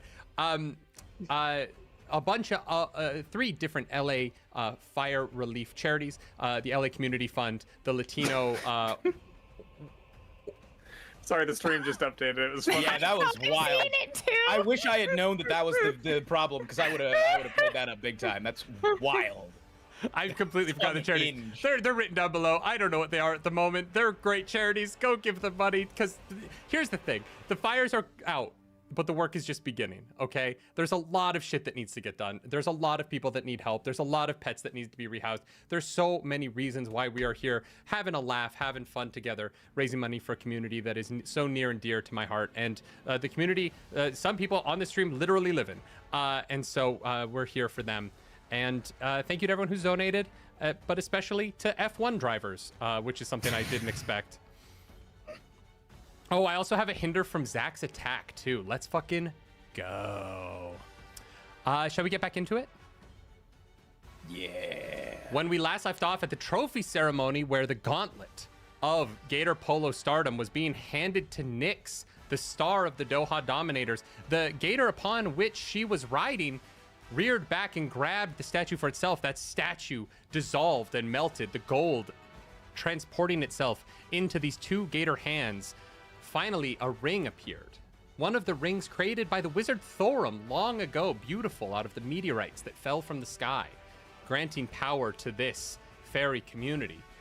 As that ring found its way onto this gator's finger, the gator spell, the curse that had held this Inferis in this form for so many centuries, dissolved away, leaving a tall, handsome Inferis man with a beautifully trimmed goatee, a coiffed black hair with silver freckling both of their temples.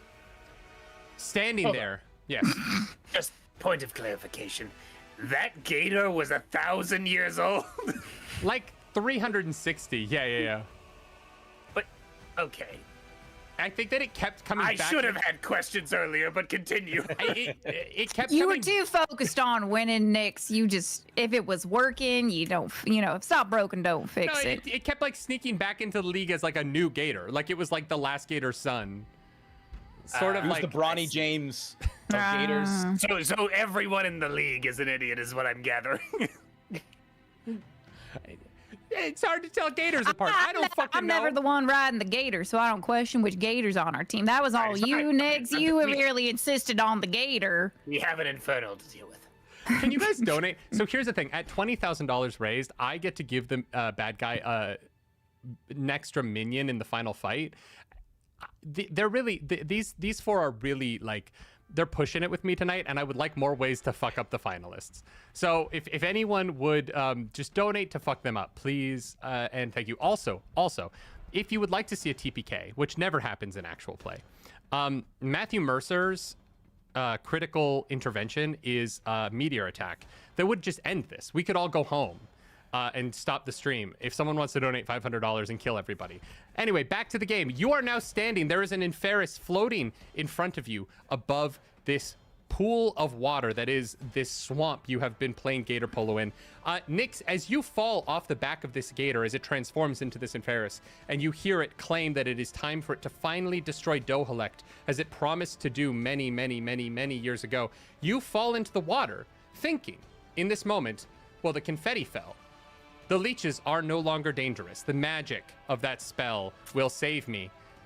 And then thousands of teeth pierce your back. I need you to make an agility roll for me. Why would you do this to me? It's like acupuncture. Just think of it like acupuncture. It's going to be a benefit in the long run. The sting of betrayal. Where's Jeff? That's going to be a 12 with hope. Amazing. You managed to like pop your back up and get back to the surface quick enough. You're only going to take a stress here as you are being I'm getting real. Okay, so what happens when I hit full stress? You can no Just longer take any more stress. If one was to do such a thing. You are. Hypothetically, of course. You used to take damage. I think they got rid of the taking. I have a lot of versions of Daggerheart in my head. I'm pretty sure same. you can no longer take damage from stress. You're just at full stress and you can't be stressed out anymore. But you also can't use any of your stress-based abilities. Oh well. If I am wrong about that, like I don't know, Spencer Stark, if you're here, tell me. Oh my God, $200 donation. Who donated $200? Who did that? Thank you. Is it another F1 driver? My friends, we have hit $19,000 raised. Come on. Let's freaking Yeah, go. so- Let's freaking go. As you are looking up at this Inferis, Fluffy Rollers, thank you so much. There is a moment where those of you who are from Dohalect have probably heard of this man before. He is a druid who tried to destroy the southern swamps 350 years ago when Thorum's sons still ruled this kingdom. This is the legendary Scrungle Stiltskin. A truly evil druid of this world. Thank you for that name, Fluffy Walrus. As Scrungle Stiltskin is above you, I have a bunch of... We all learned about him in school. Even I heard about It him. depends on what part of the South you're from. Sometimes I don't teach you all the important parts. We heard that Scrungle's buddy. skeleton was a myth left by the divine to test us. Was downloaded into my software. Jesus Christ. All right. God. Oh, man. You are all so poorly educated. With love from Canada. Hey. Correct. Scrungle Stiltskin's gonna go first because I have fear, but we are fully in a fight as he is going to Shit. he is going to attempt to immediately take out the mayor of this town, the leader of Dohalect, with this towering stalk. You watch, he is going to summon out of the ground this massive tree branch spiked at its end, and you all watch as it begins to fly at an incredibly high speed at the mayor. I'm going to say that you guys have a reaction to attempt to save the mayor's life here. If someone would Yeah, like can to I try use and my stop this. ice spikes to essentially create like a little platform that sends the mayor up? Absolutely. Give me a spell attack roll for me. Yes, I will.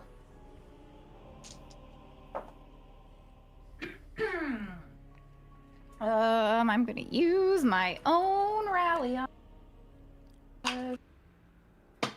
Oh gosh, I have so many favors. I'm not gonna use this. What's the rally? A D4? What's it like to have so many D6. favors? Just This, rub it in.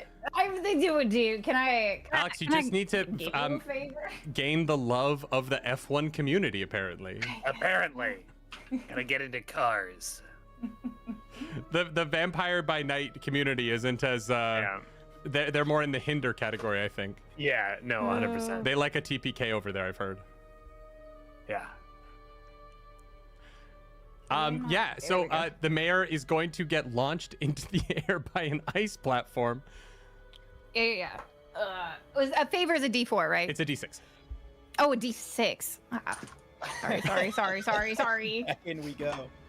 No. I have so The many D6. longest I just dice couldn't roll. find a D4. Oh, fuck. Okay, so it's a 19 with hope.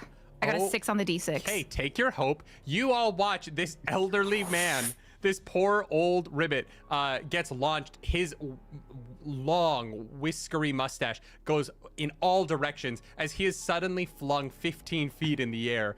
This towering spike of a tree shoots underneath his feet. He would have been penetrated and dead, like immediately dead by this thing.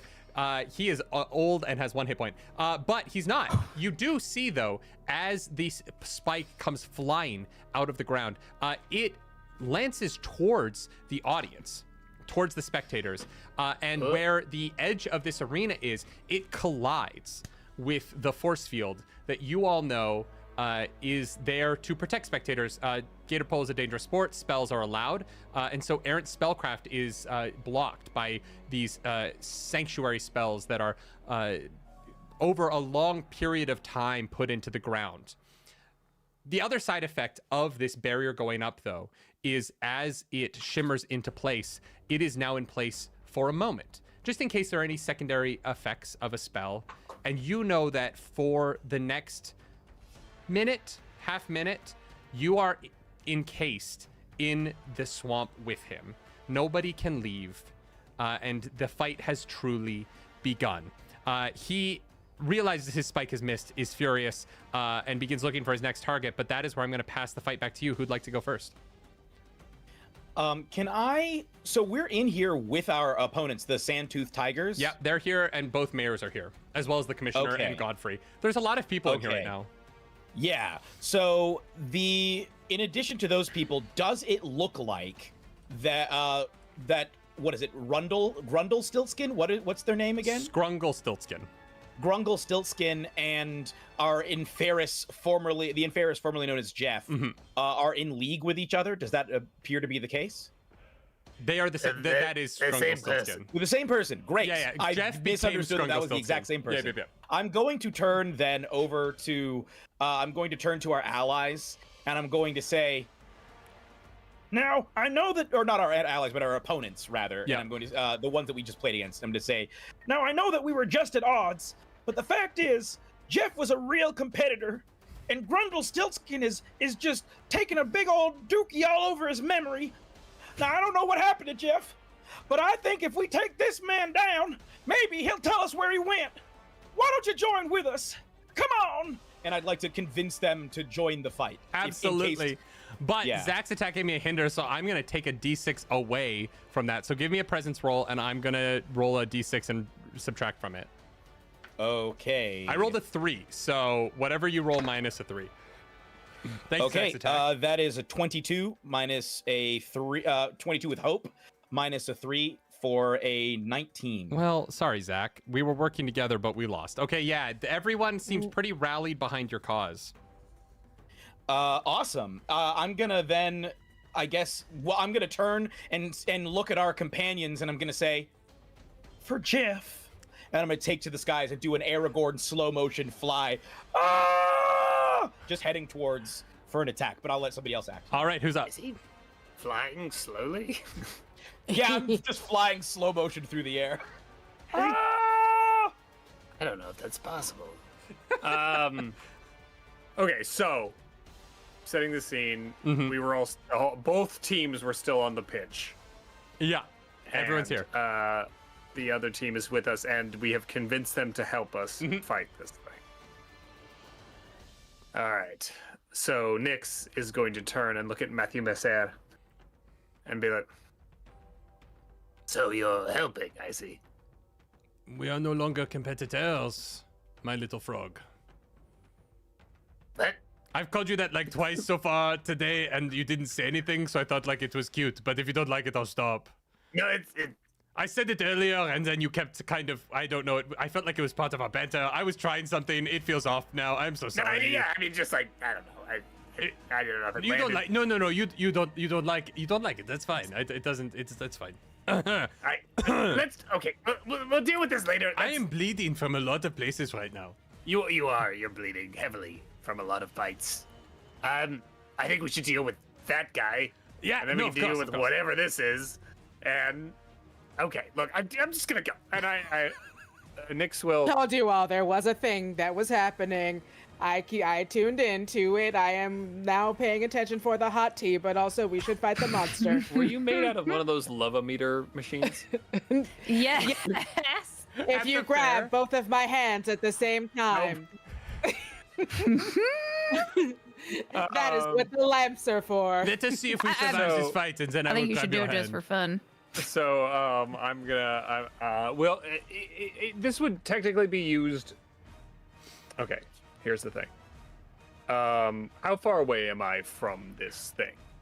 He's only like 10 feet off the water, so you are currently like, you're very close to him right now. All right, Because you just fell off of his back, right? But he's like 10 feet, he's off the water, so Yeah, you would off have to the like water. reach up at him. Theoretically, the grappler would be used to pull the thing towards me, but Yeah. I'm assuming this is much heavier than me. Yeah, but you're also a like magically infused ribbit. Like if you wanted to make a roll, you could try. Pull Right, him but down. could I pull myself to it? Absolutely, yeah. Yeah, so I'm gonna shoot the grappler up to grapple onto this Infernus? Yes, in Ferris. Okay, Inferus. Yeah. Grapple the Inferus to pull myself up to it. Great, I love that. Make an agility. Yeah, I'll make an agility check. Add a d6 to this, courtesy of Jasper is not forgotten. No, I forgot him. I love that Chad is just using these names to fuck with you guys. Yeah. Show yourselves. That's 19 with fear. Great, I'll take that fear. You bop up to him. I cannot gain any more stress, so here we go. All right, what are you doing? Okay, well then I am gonna take this moment to. Let's see here. I will use my other thing, which is a short sword. Okay. To go ahead and just give him a good old stab. Absolutely. Give me an attack roll. Oh, I can't use that because I can't I can't mark stress. So all my abilities are neutered. Cool, let's go. I mean, if someone wants to invoke Marisha Ray, you could clear all the stress on the battlefield. If That someone sounds wants terrible. to save the day. I'm trying to see if I can. I don't know if I can remove a stress. Well, I can remove a stress if you want. Let me see if how long. Do you I'm want me to gonna say remove stress from you? Let's resolve this action first, and then we can do Okay. Because he did roll with fear. True. Ooh, this is bad. Oh, I did. Oh no, I used that D6 already. So we are going to. Yeah. That's a 7 with hope. That is not gonna hit. You do take a hope, but you successfully grapple yourself into the air, and you use a swing, but you unfortunately do whiff on the swing. You are going to be in the air as you watch. I'm going to take that last fear that you just rolled, and you're going to watch as he casts Death Grip on you all as he brings his hands together. And I'm going to have, he can do it to 5 people. So I'm going to have it to happen to all 4 of you and the Goliath that is with the Stone Tigers. My Goliath friend? Yeah, I'm sorry. I'm going to need each of you. Friend is doing a lot of heavy lifting. I mean, they're flirting pretty hard. I'm going to need you all to We're roll. friends in the off season. We hang out all the time in the off season. I need a reaction roll from everybody. Agility. Does this technically count as an evasion? No, evasion is when you're attacked. I'm just curious. Unless you have ability where you can evade something, I would let you use that. But... No, it's I can add my agility to evasions. Oh, okay, yeah. Well, then, yeah, no, I would allow that. Who has a number for me? 1. 7. All right. For Bogart. Great. Bogart, you fail. Bogart, you're gonna take 12 points of physical damage. Okay, that is major damage. So I make I mark 2 Major HP. damage. All right. I hate you. I quit the game. I'm out. This has been too much. I've been defeated by these 4 players. No, okay. Who else has a number for me? 13 with fear. That succeeds. You take nothing. 15 with 7. fear. Oh, Yeah, you take nothing. 17 with fear. Yeah, you all take nothing. You feel this like ghostly kind of claw wrap itself around you. And Bogart, well, actually, I need to roll for this motherfucker.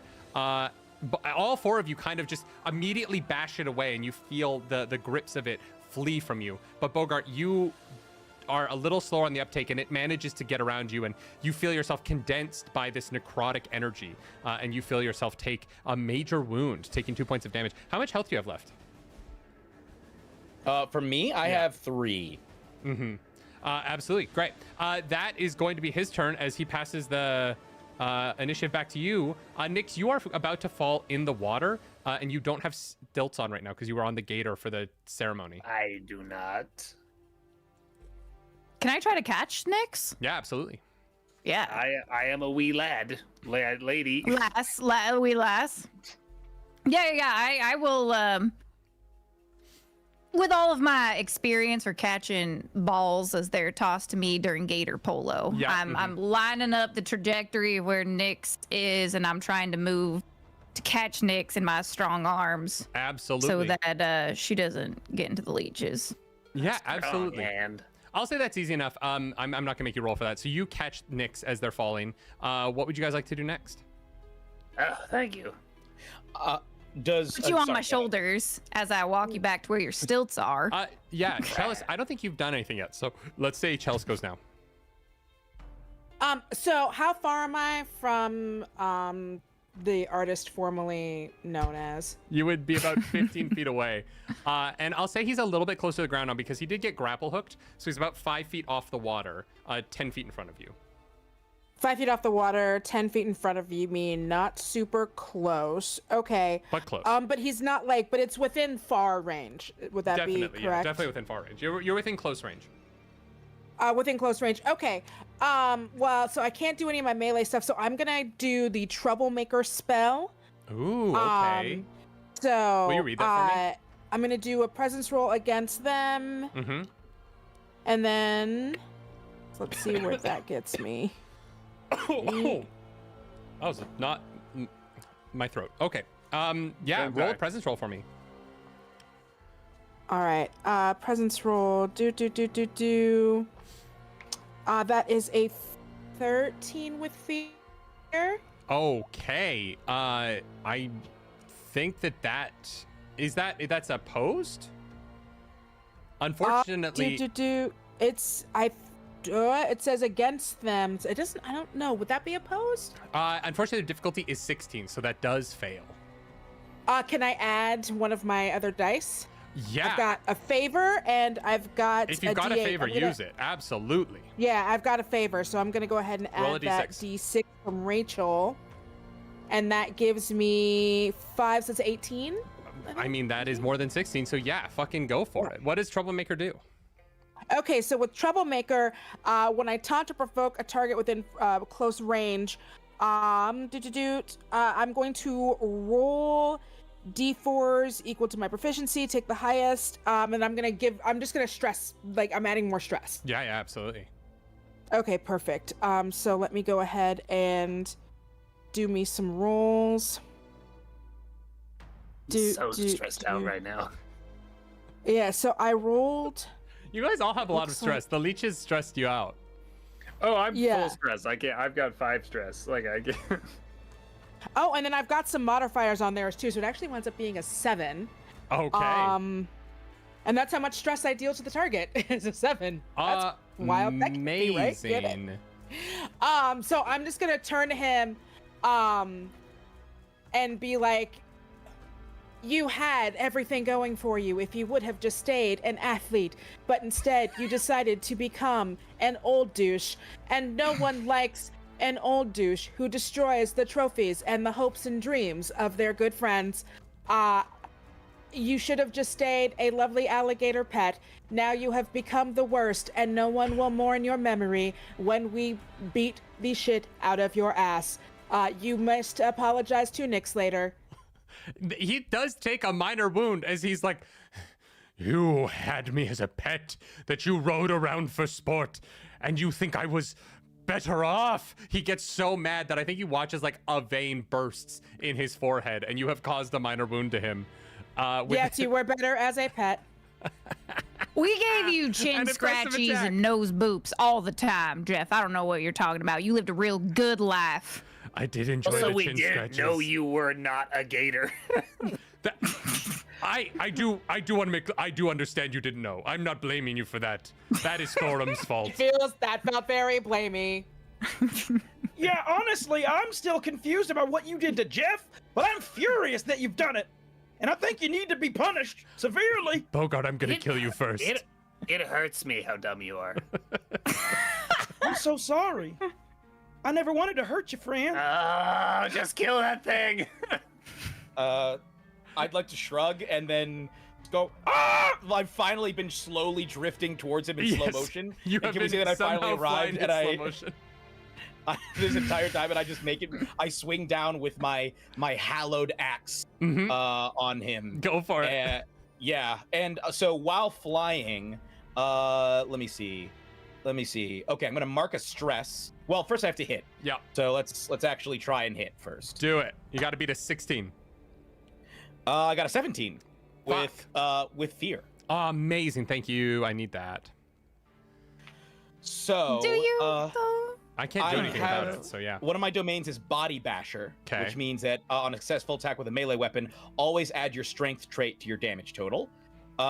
So that's a Okay. D10 plus. That's I sick. have, as a winged seraph, I have while flying, because I'm flying, I can mark a stress to deal an additional D8 damage on a successful attack. So I'm going to mark a stress and deal an additional D8 damage. So this is going to be 1d8 plus 1d10 plus 1 plus 3, so plus 4 in total. Great. And I don't think I have anything else because I don't have enough hope to be able to smite, but we'll see. It still ends up being 19 points of damage. Okay, yes. As you swing your axe into him, you're going to crack off another minor wound here on him, as you haven't quite hit his major threshold. But you... Oh my god, hold on. That wasn't... That's just a minor wound. That's important information. That's Yikes. that's a discovery right there. Oh, no, wait, no. Okay, that feels a lot better. That feels I a was lot reading it better. wrong. It wasn't a severe wound. It was a major wound. What is the severe, out of curiosity, what's the severe wound threshold? You haven't found it yet. Damn. Well, I'm asked because I have prayer dice. I know, I but can you haven't add to found the- it yet. Your 19 is not quite there, is what I'll tell you. Okay, can I add a prayer die? You can add a prayer die. Okay, I got 2 left. I'm gonna roll a d4, see what we got. An additional 4. How about a 23? That just beats his severe threshold as you do 3 damage to him. I was like, oh, we're Yay. gonna be fighting this dude all night long. I- That's minor Rapid. damage. I think that Bogart, you get launched, you launch yourself at him, and you get there and you sink your axe into him, and there's that moment where you're like, oh man, I just fucking nailed him, and it doesn't hurt as much as you wanted it to. And so much like the day where you got your wings, you just reach out to Red Bull itself and you draw on the power of Red Bull. And in that moment, your axe goes just a little bit deeper and you just pierce just enough that you know you've done a severe wound to this motherfucker. I'm In sorry. the name of the great Scarlet Bull, you shall be destroyed. They told us in school that you weren't real, that all the legends were just the divine putting you here to test our faith. And I'm gonna send you back to the land of figments. Yeah, I just glare at him with my very still loving eyes. You rolled with fear though, so it is my turn now. He pushes you off with that moment, and you are in the air in front of him. He is going to cast his chain lightning on you. Ooh. And Oh, that's boy. going to mark 2 of his stress, which I need to mark down. And he is going to hit everyone in close range, which I think is just going to be the 4 of you, as everyone else is just outside of his close range. So I'm going to need all 4 of you to make a reaction roll, agility roll for me. If I'm holding Nyx, Whoa! I got my damage calculation wrong. I am sorry. Does it matter if it's my damage is higher? I mean, no, because you got a severe Okay. wound. So in this case, it doesn't. never but mind. Remember that for next time. Okay. What were you saying, Wit? so I'm holding Nyx. Yes. Yes. Does Nyx still need to make like a roll if I am holding them? Or I mean, the chain lightning's going to hit both of you. So yeah, I'm going to give you both a chance to roll. oh, okay. Otherwise, okay, Nyx okay. would get Let me stuck with down. whatever you roll. Oh my god, what is wrong with me? I have a 15 with hope. This is agility. Yeah. I have a 15 with hope without. I have 3 favors left. That 15 fails, just so you know. All right, so I'll roll a favor. I mean, okay, well, 15 fails. Does an 8 with hope do okay? You know what? I got a 20. I got a 20 with the favor. Another 5. Okay, that succeeds. I'm gonna need to do some math. An 8 is 8 larger than? Yes, actually, you do fail. Sorry, Alex. Great, okay, that's wild that that happened. 18 with hope. 18 with hope. That succeeds. And Jeremy, Barely. Sounds How's a 17? that just succeeds. Okay, 17 with fear. Great, I keep I'll take rolling that. with fear. So those of you who what was that? Look, there's something really quick, just very important, I have to say, in this particular moment with this particular situation is, do you know what happens when a frog gets struck by lightning?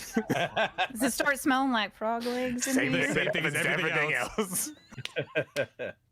Yes! My girl. Oh, Hallie, I love you. I'm gonna need you. So the only person who failed was Nyx, right? Yeah. You're gonna take 15 points of magic damage, and everyone else is going to take 7.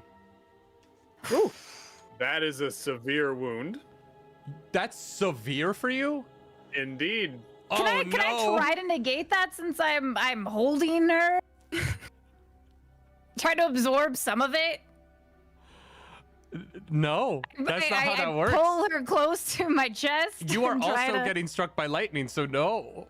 just a little bit though. My severe threshold is 14. Okay. Wait. Oh no, it's only on a. I can use It's it. fine, I can use it to hit reduce the point. damage. What is your threshold? 14. So I can and the damage was 15 in total or 17. Yes, 15. 15. Can you negate? So I can spend my last prayer die and reduce that damage. Great, do it. Potentially. Yeah. So I'm going to spend my last prayer die, which is 4. So reduce the damage by 4. Amazing. So it's 11 on you, and then 7 on everybody 11. else. That's a major. Great. So you saved a hit point. Great use of a prayer die. I love the Seraph's abilities. There's so many. There's so many cool ways to be both a support and attack. It's great. What is sorry, in my limited knowledge of this game, a stamina potion does what? It reduces stress, I believe. Oh, great! I have one of those, so maybe perfect. I'll use that later. I think so. There's not a great way to like Google things in Daggerheart yet. Yeah. No, it's fine. That No. would make sense that there's health potions and stamina potions. They affect the two things. It's fine. We also got health potions, so I have one of those. Yeah, you all got a health potion from Oh no, wait, that's not what it does. Ow. Damn. What? It returns 2 lost cards. Oh, right. Yeah, it does. Yeah. It's an Okay, affect never thing. mind. Yeah, it doesn't affect your stress. I'm glad I did Google it. I'm just stressed forever. It's fine. I don't think so. I think that Basic's rally ability can reduce stress. I might be wrong about that. I got a plan. I've got a plan. Well, good, because it's Alright. y'all's turn. He used his chain lightning, and he's now hovering 5 feet off of the ground here, still staring down at you all. I'm going to jump in with an NPC turn here. You turn, and you see the Sandtooth Tigers. They are helping, but they are not combatants. Certainly not as fearsome as the rest of you are. Mathieu Mercer looks like he's on the verge of death. And they have taken the 2 mayors and the commissioner and Godfrey. You see your little manager guy. The 4 of them are carrying them across the swamp away from this combat to protect these 4 civilians. And you see Godfrey being like, you guys are doing a great job. I'm so proud of you. Congrats on winning. And, please stop him so I don't die.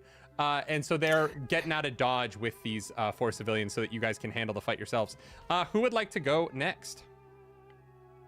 I will. Mm-hmm. I'm gonna As say I- no because I got struck by lightning. Yeah. So like, as I'm still trying to get Nick's back to, I guess, the platform to put their stilts on. You still don't have stilts on. You can I'm drop them sorry, off. I didn't put my roller skates on. Oh, Please that's bring me fine. back That's to that. fine. You can And drop I'm them on the walking lily pads towards right in front of the you. crowd though, and Okay. I'm looking at them, and I'm gonna do a rousing speech. Okay. Once per long rest, you can use an action to give a heartfelt, inspiring speech. All allies who can hear you clear 2 stress.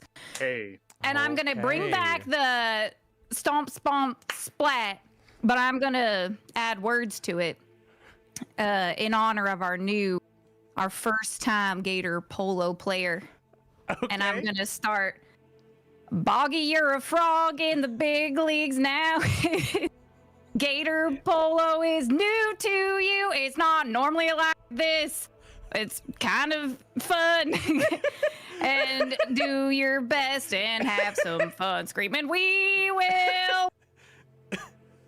You.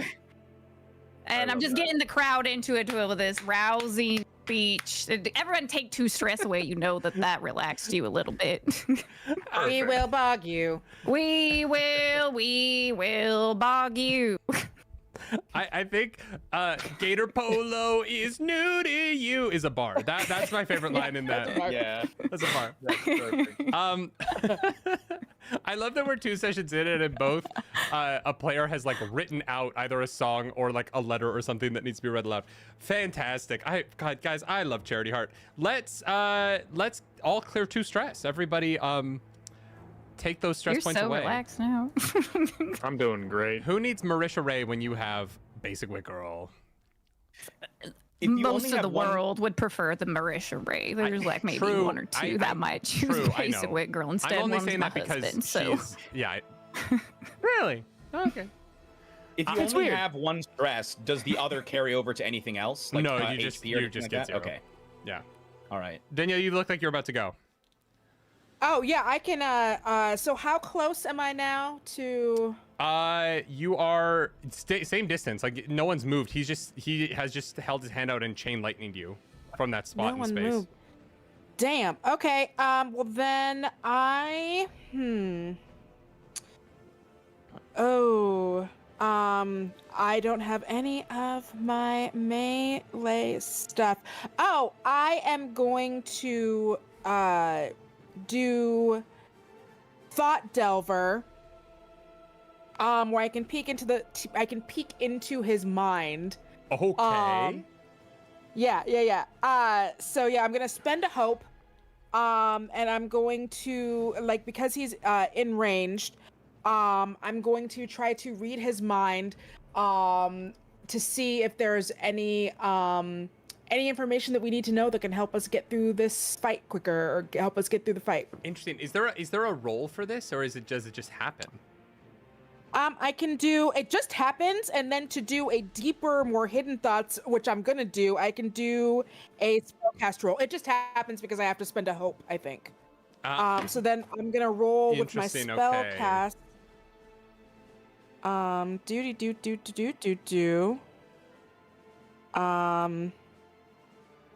And my spellcast is what's my modifier for that? Sorry. All right, so now I'm gonna roll with my spellcast. It doesn't really give a. I don't think we're rolling against each other. No, you just need to beat a 16. It just says a 13 with fear. Yeah, so. Nah, that doesn't beat it. So you get the surface thoughts. I Yeah. will say on the surface, you do pick up on thoughts. There is a concerted effort in their mind to remain floating. Okay. Like a significant amount of their mental energy is going into staying airborne. Yeah, you would get more if you'd rolled above a 16, but unfortunately, and that was with fear. Yeah, and that was with fear. Absolutely. I don't get fear a part of this- bonus action of any kind, do I? No. Okay. The fear part that's of this good is to know. as you dive into his brain, you see he is a vile man who is picturing awful ways to kill all of you. And this is not someone whose intention here is anything other than absolutely murderous. And you know in this moment it would bring him glee to kill you all.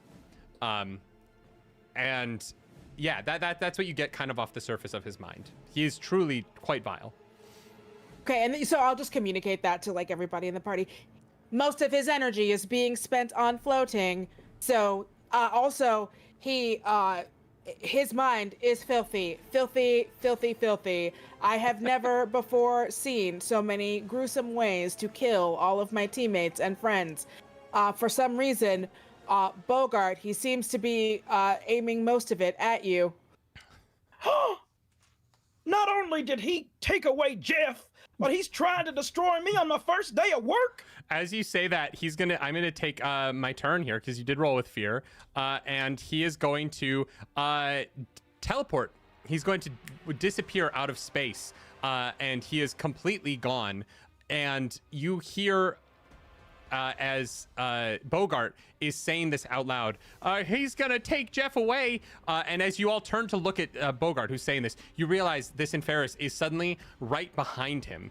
And Bogart has not realized yet, as he is going to make he's going to use his arcane artillery action spell, in which he is going to burn another one of my fears here, and unleash a hail of magical blasts at you all. I'm gonna need everyone to take where are my D10s? Okay. I need you to make an agility roll against this. Oh my god. This is my big move. This is my big one.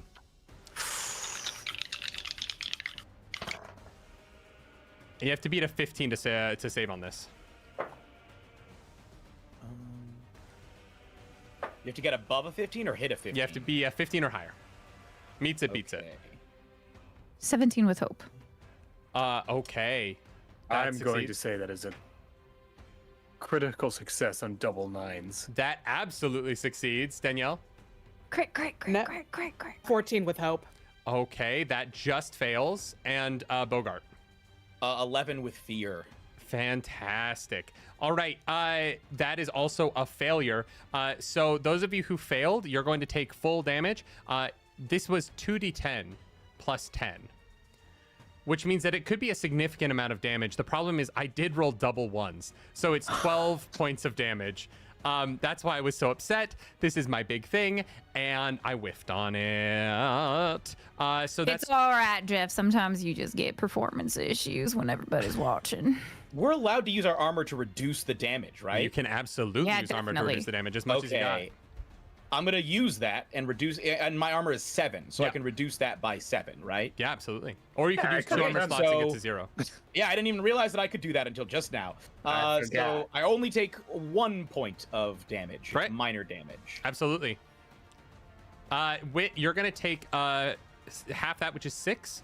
And Nyx, who now standing on these lily pads, I think you do a sick, round off back tuck out of the way, landing Simone Biles style, taking 0. If there's anywhere I'm at home, it's on a lily pad. Then again, I have another idea. If I don't mark that, Yes. I just need to see. Okay. As you think about this, Okay. Skrunkle Stiltskin is in your No. ear going, I'm going to destroy this whole swamp and take from it as it took from me. What are you going to do? All right. I'm not going to use my armor.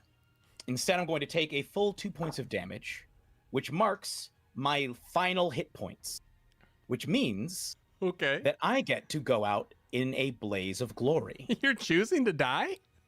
Yeah. Okay. I don't. He's I'm only going to- living 3 days anyway. I'm going to turn. I'm going to turn to him. He's middle-aged at this point anyway. I'm so going to- I'm going to turn to him and I'm going to say, "You'll destroy nothing of the sort." And I say, "In the name of all that is good and holy, all that is scarlet and taurine, I smite thee from the face of this earth." And I'm going to auto crit smite on him Amazing. with my axe, which means that I'm going to be rolling. Let me see. I'm going to be rolling. I normally would roll 3 d10s. You're wild. Yeah. I add, instead there's going to be 6 d10s. Yeah. Plus the smite, which means that it does double damage. So this is going to be, I guess, Oh the my equivalent God. of 6 d10s. Yeah. Plus, I don't even know what else. That's going to be 8 on the first one, 10 on the second one, and 4 on the third one, so that's 22, which gets doubled to 44. Plus, I think I do an additional 4 damage with my axe. So that is 26 or 40, excuse me, 48 points of damage in total. Oh no, wait, no, it all gets doubled, doesn't it? So instead of 22, it actually jumps up to 26, which gets doubled to 52. We're not playing with the optional rule where if you double their severe, it is a 4 damage move. But in honor of the going out in a blaze of glory, this is what I will say. This monstrous inferi has teleported behind our friend Bogart. And you watch as he thrusts both hands forward, shooting out these spectral vines that look like tiny spears. They pierce all of you, doing damage across the party to everyone except Nyx. And you watch as these spears not only come around Bogart, but through him. You turn and you see holes in this ribbit's body where these spears have pierced him repeatedly. And as the blood seeps down from his shirt, that final spin of his wings turns him to face his opponent as the brim of his axe burns a bright red energy, crackling with the spirit of that Red Bull. And as he brings it down into the opponent, you watch as he is nearly smited from this earth. In a flash of energy, this Inferus goes from looking slightly damaged to being on death's door, barely able to keep his eyes open as he floats there, watching as the body of Bogart, the Ribbit, falls before him. And I would as also like to do one last thing, because Yeah, I absolutely. have another ability that I haven't used yet, Great. which is called Forceful Push. Go for it. When I make an attack with my primary weapon in melee range, on a success, I don't only deal damage. And this does count as a success at hope. So actually, the damage total is even higher than that. Because I actually get to add, I guess, an additional 2d6 damage. So let's just add that real quick. Great. I'm just gonna add two more d6. So that's 4, 5. So that's another 18 points of So you damage. did 61 points of damage in one It's hit. doubled. Yeah. And I also am adding, I will say, because I'm flying, I also get to mark another stress and add another d8. So that's a 5 and a 6. That's another 22 points of damage. So that's actually Christ. another 40? Is that 40? Another 40 points of damage on top of the 52 that I was already doing. I think So it's actually 92. I think you hit him pretty good. But on top of that, I also just push him out of melee range, and he is 5 feet above the water. I push him directly into the water. Amazing. And I turn to my friends and I say, Remember me. Remember my sacrifice. I loved you all. and then I croak. And I'll take with me the memories to be my sunshine after the rain. It's so hard to say goodbye to yesterday. Is that his name? No, I thought his name was Bogart. Oh. Okay, that was confusing. Is All that right. why his people only live for a couple of days? Is Yeah, do that they why just their average explode after lifespan 3 days? is Is that... Here's what's gonna normal? happen. I'm looking at you, Nix. Is this I the? don't know. This could be over. If he rolls below a 15, he is going to get he's going to take a HP wound and he's going to die. If I roll above a 15, he'll take a stress and he'll have another action, and then you guys will get to go and maybe kill him. So here's what I'm going to say. He rolled a 17. He marks a stress as he gets shoved into the water, but you watch as he gets shoved into the water, he begins to freak out, like beyond anything you've seen. It just ew, no, and he thrusts his hands into the ground, shooting himself back up into the air. This is going to cause an eruption. I am going to need everyone to make a agility roll of 14 here for me.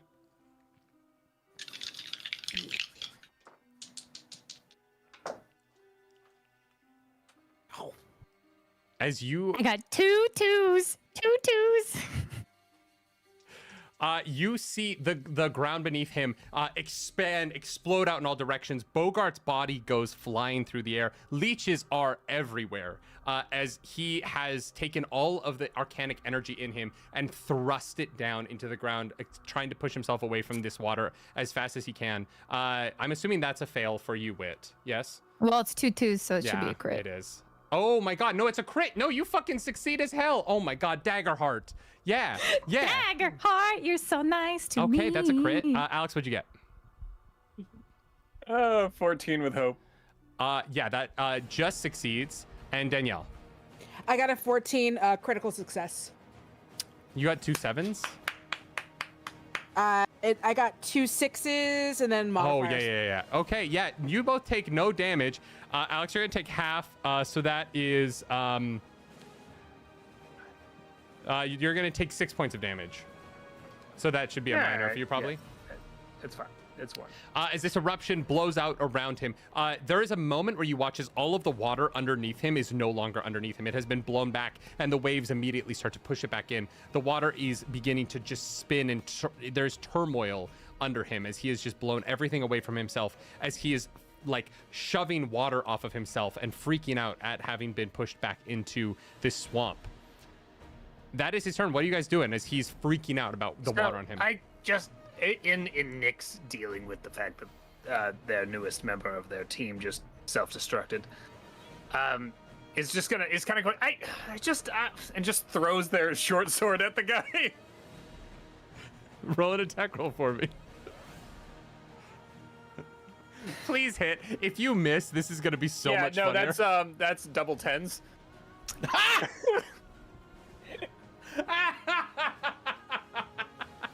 Of course it is. So that's gonna double the damage. That's okay. That's gonna be. Yeah, that's max damage. So that's gonna be that's full points of that's 20 points of damage. End over end, this small, truly a short sword. This is built for a rivet. This thing's like a dagger, basically, flies through the air, and you watch as it sinks itself in this Inferus's chest, right where his heart should be. Bullseye himself could not have had a cleaner shot. And you watch in this moment as this Inferus is wiping water off of himself and freaking out. He takes it, and he looks at you. And he just has this moment of connection between this rider and the gator who he once rode. She, sorry. It's fine. No. The gator. Right, yeah, no. She once rode. Nyx is she. He makes this connection with Nyx and goes, Seraphis Kerr isn't your friend either. And with that, their eyes roll back into their head, and this Inferus's body plummets into the water down below. What? Oh. Did I kill it? Can I walk over and like poke it a little bit with my stilt? Oh God. Whoops. Chelsea's just gonna go up and like grab Nyx's arm, just like Nyx with the golden arm. The barrier around you breaks, and in this moment, the magical barrier protecting the crowd shimmers out of existence, and the roar of the crowd comes in, having seen as not only did the Doha Dominators win the national championship, they also maybe saved Doha itself from an ancient evil, that of Scraggle Stiltskin. Yeah, wait. One of those things. Wait. Did you all hear what they said? Someone else wasn't our friend. Hey. Did you hear? I didn't hear. It's fine. It's just a very important political figure in your world right now. But like, I think that as athletes, you don't really pay attention to politics. Yeah, they said someone isn't our friend, but like, I don't know. Was told to shut up and dribble. Yeah. You see floating there, side by side, the two bodies of Scrungle Stiltskin and Bogart, that wave of water having pulled Bogart's body back in. And next to Bogart, you see floating on the hand of Scrungle Stiltskin one of the legendary rings, one of the 4 rings the great wizard Thorum crafted hundreds of years ago to bring Faerulaif together. And those rings hold magical powers beyond what is typically possible in your world. Okay, look, I'm gonna go over and take the ring, and look, this is probably not gonna work. I don't think this is actually gonna do anything, and I put it on our dead companion's finger. I need you to roll a presence roll for me. Oh, I have a -1 to that. Let's go.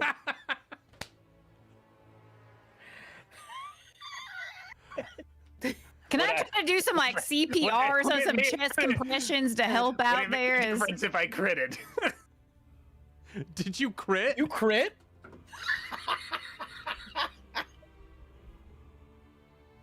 You're fucking joking. I rolled 2 9s. This is why Brennan was losing his mind at you on fucking Divergence. Yeah, of course. The whether it's Gator Polo or being a fucking gator, Crocus lives on. Okay. You watch. I was not gonna let this succeed unless, like, the DC was like 25, which you can't even hit because you have a -1, but you crit. And yeah, you put the ring on, and in that moment you watch as the lines between the bits of meteor on this ring light up with this luminescent, like, oily sort of texture and color as the colors in the ring warp from purple to pink to blue to yellow to red. And as that energy swirls around the ring, it begins to pick up speed, and you see that those colors begin to pulse through the veins of this ribbit, that thin, translucent skin that all frogs have. You see as the magical energy of Thorum's ring penetrates its entire body, and he lifts up off of the water. The leeches underneath that had been trying to suckle at this corpse get blasted away as the magic of Thorum protects this ribbit in this moment from all worldly dangers, as the wounds in his body repair themselves. In a final blast of magic, a red beam of energy shoots out of his hand to his holy axe, and the magical energy of Red Bull itself draws its axe in, and as life returns to Bogart's eyes, the wings that long ago appeared on its back when it cracked a cold silver can of energy drink flash out to their full wingspan, lifting Bogart into the air above this crowd who have all witnessed a miracle this day. Their Doha Dominators won the national championship, defeated an ancient evil, and then one of them died and came back to life. This is the greatest thing any of these people will ever witness in their lives, and you all brought it together here. Oh, it worked. Is Liam the Goliath still around? Yeah, he is cradling the mayor of Sandtooth, just like jaw like on his chest. Liam, are we still on drugs? This is... I do not know what is happening. You're all so amazing.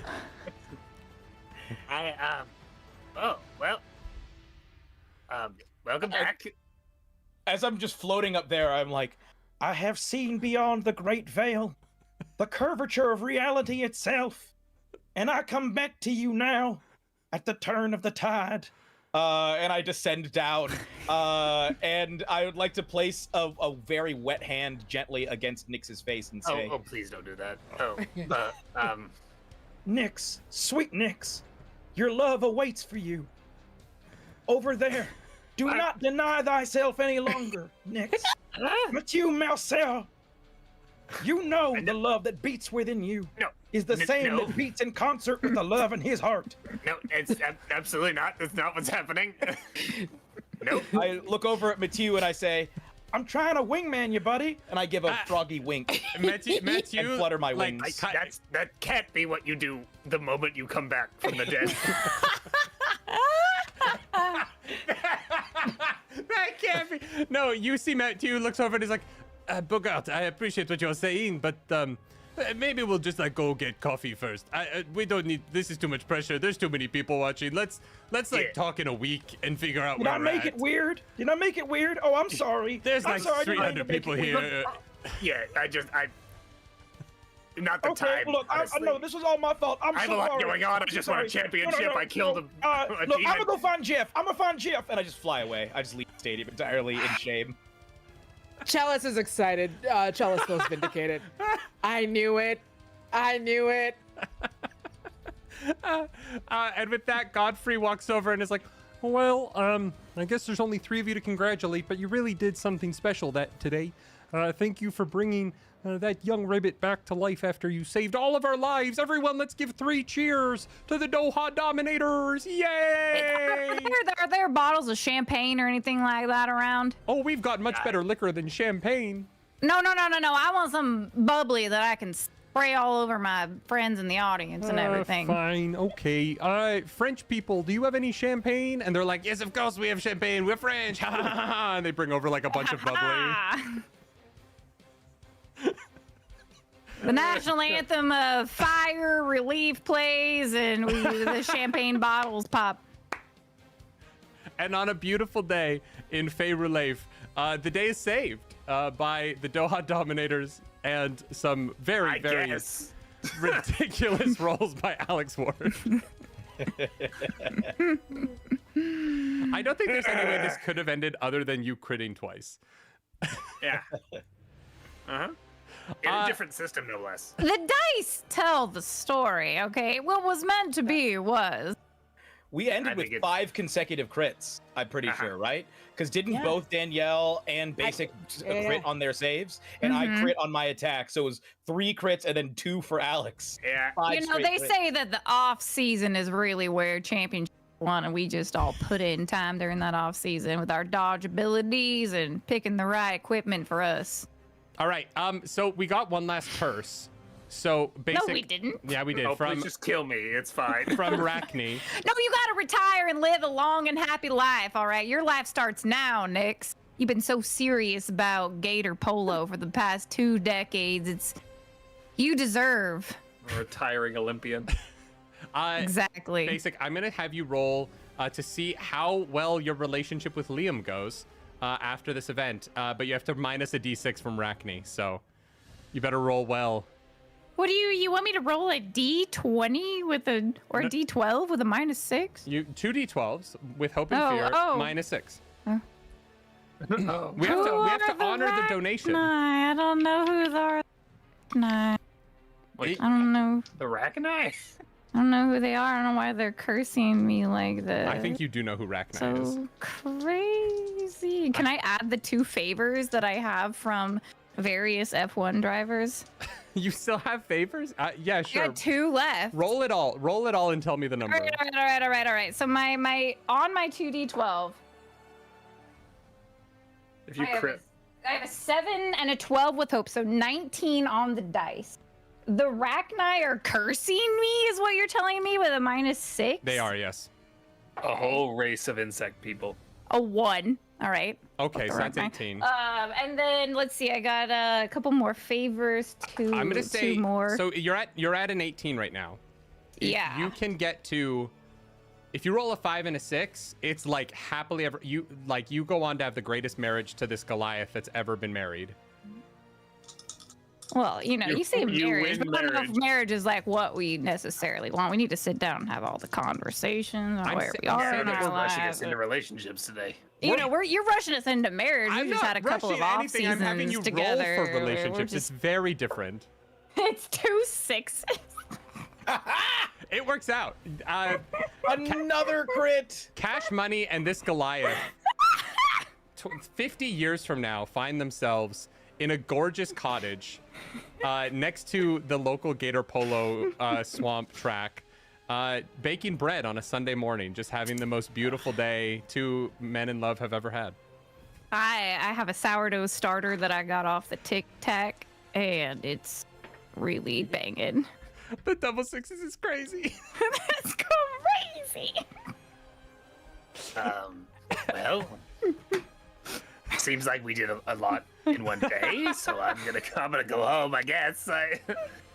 It's crazy, but goodbye, everybody. That actually brings up a great point. What would you, like after a day like that? What do you do? Like, how do you like end the day? I don't know.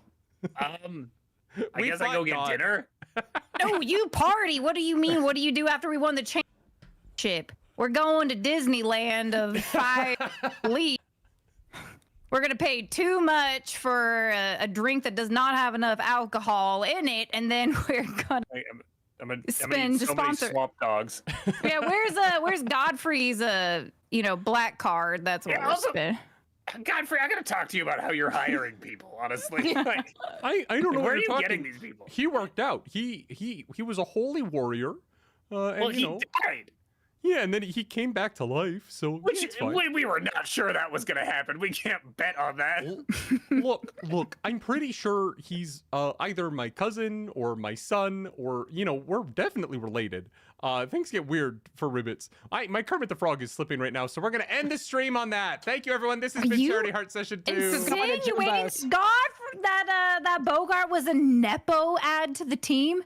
Of course, he was a Nepo add to the team. And I scored the winning goal. Hey! Sometimes Fine. nepotism works out. Look at Bronny James. This has been Charity Heart Session 2. I'm kidding. I'm very much joking.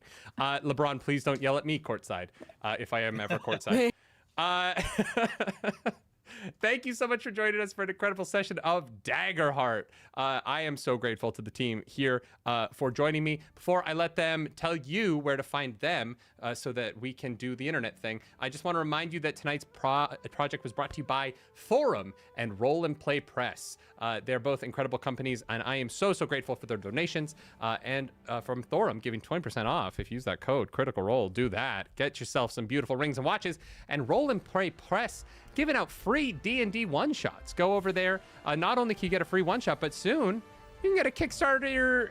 There's going to be a Kickstarter with 3 Black Halflings, a show that y'all should definitely be checking out over the internet. So that's so dang cool. But as this celebration music plays, we're going to go around one last time. Alex Ward, tell everybody about yourself.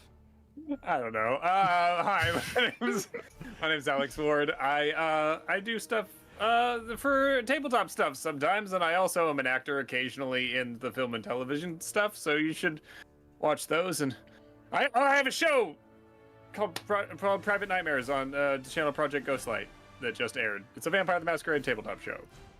I should remember to promote that. It's looks amazing. I'm so excited for the show.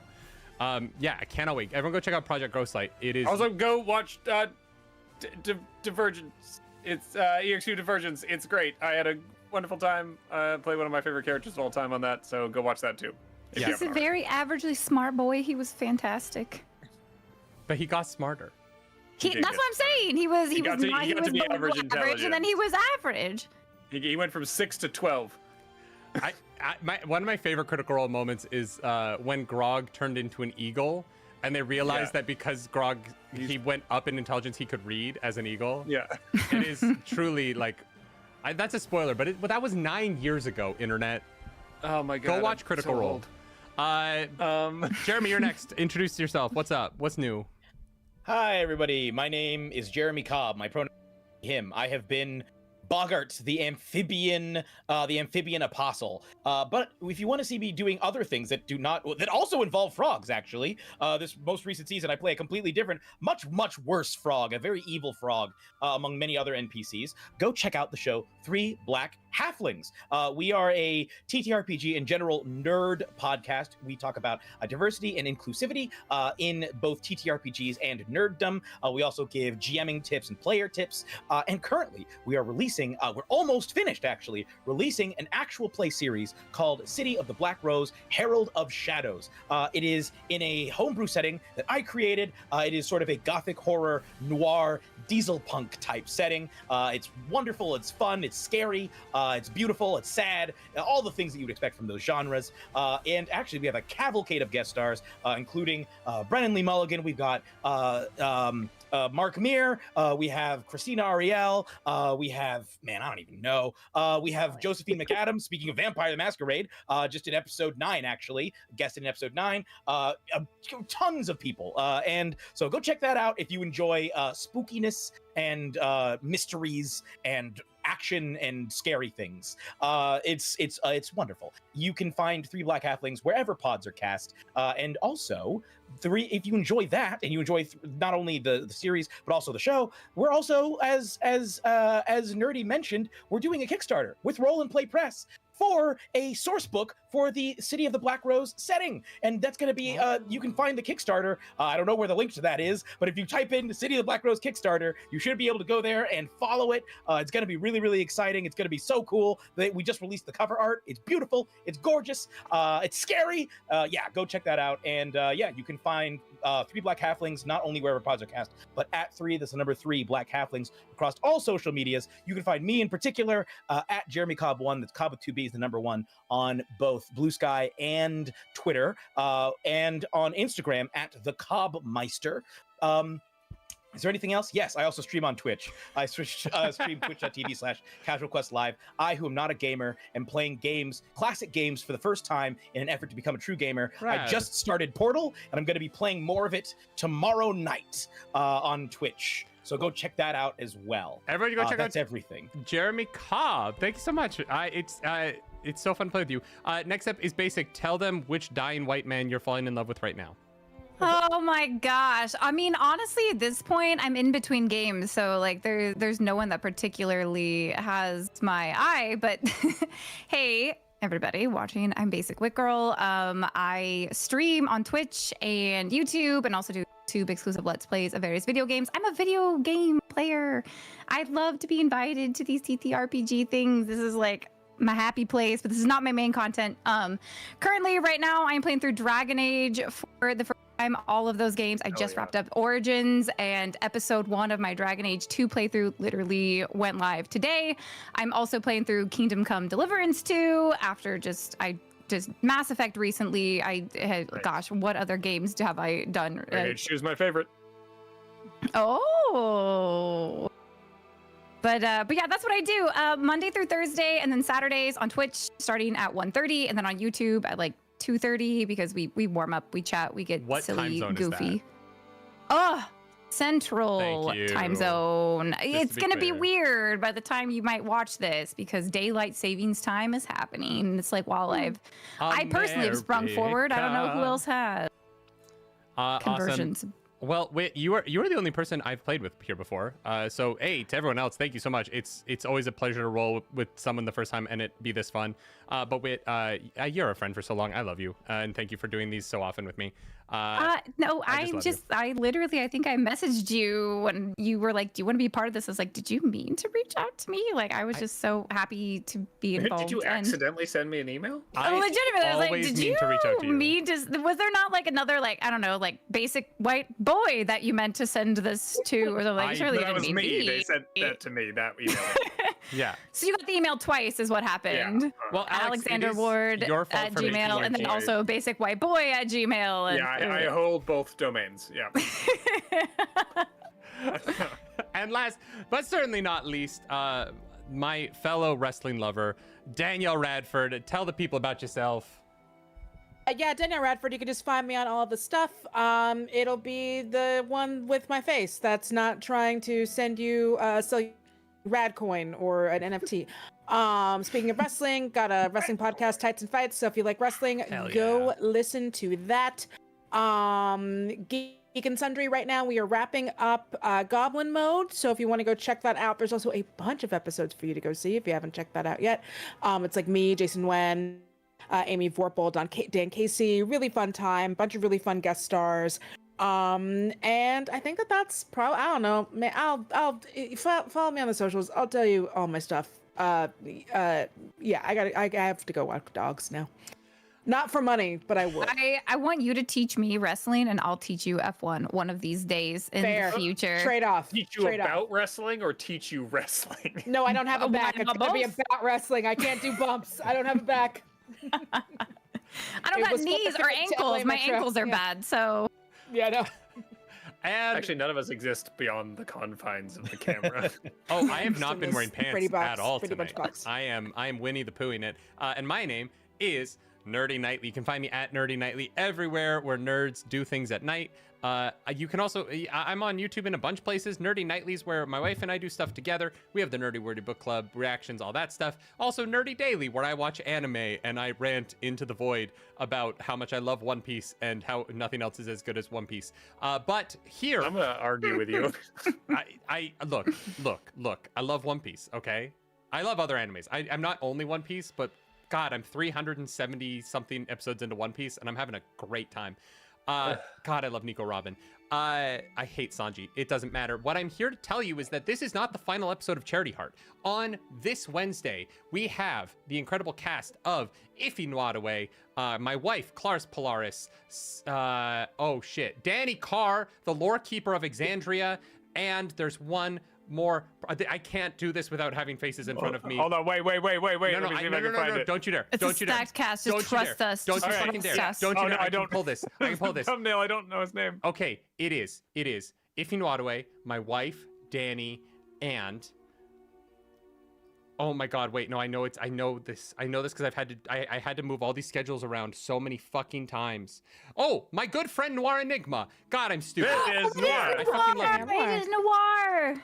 I was, Love yes. It is Noir, the cleric from with Vecna. Yes, Noir, who was our cleric in fucking Heroes Up Borders. Noir, I love you. I'm so sorry. There's Paladin. There's 18 people in this cast, okay? This show's been breaking my brain. But please come back Wednesday, then come back on Monday. We're going to be back again with Fariha, Stella Luna, Sam Mags, and no, not twice. Somebody else. There's somebody else on that show. Fariha, Stella, Sam Mags, and Katiosaurus! That's right! And then on March 19th, we have a finale. These casts are stacked. It's going to be so much fun. We're raising money for charity. Thank you for everyone who's donated. Thank you to everyone at Darrington Press for supporting us. I've been DMing for hours now. My brain is fried. And so we're going to say goodnight and tell you to be kind to one another. Remember, we live in stressful times. Take care of your community. Be there for one another. Be kind. Be gentle. And have a little grace when other people make mistakes, because we're all going to make mistakes, and the only thing that you can do is show up even when people are not at their best. And so with that, I'm going to say goodnight. Thank you so much to my cast. You have all been an absolute gift, and as always, do something nerdy tonight. Bye, everybody. We did. I can't do it again. Another nerdy thing? No.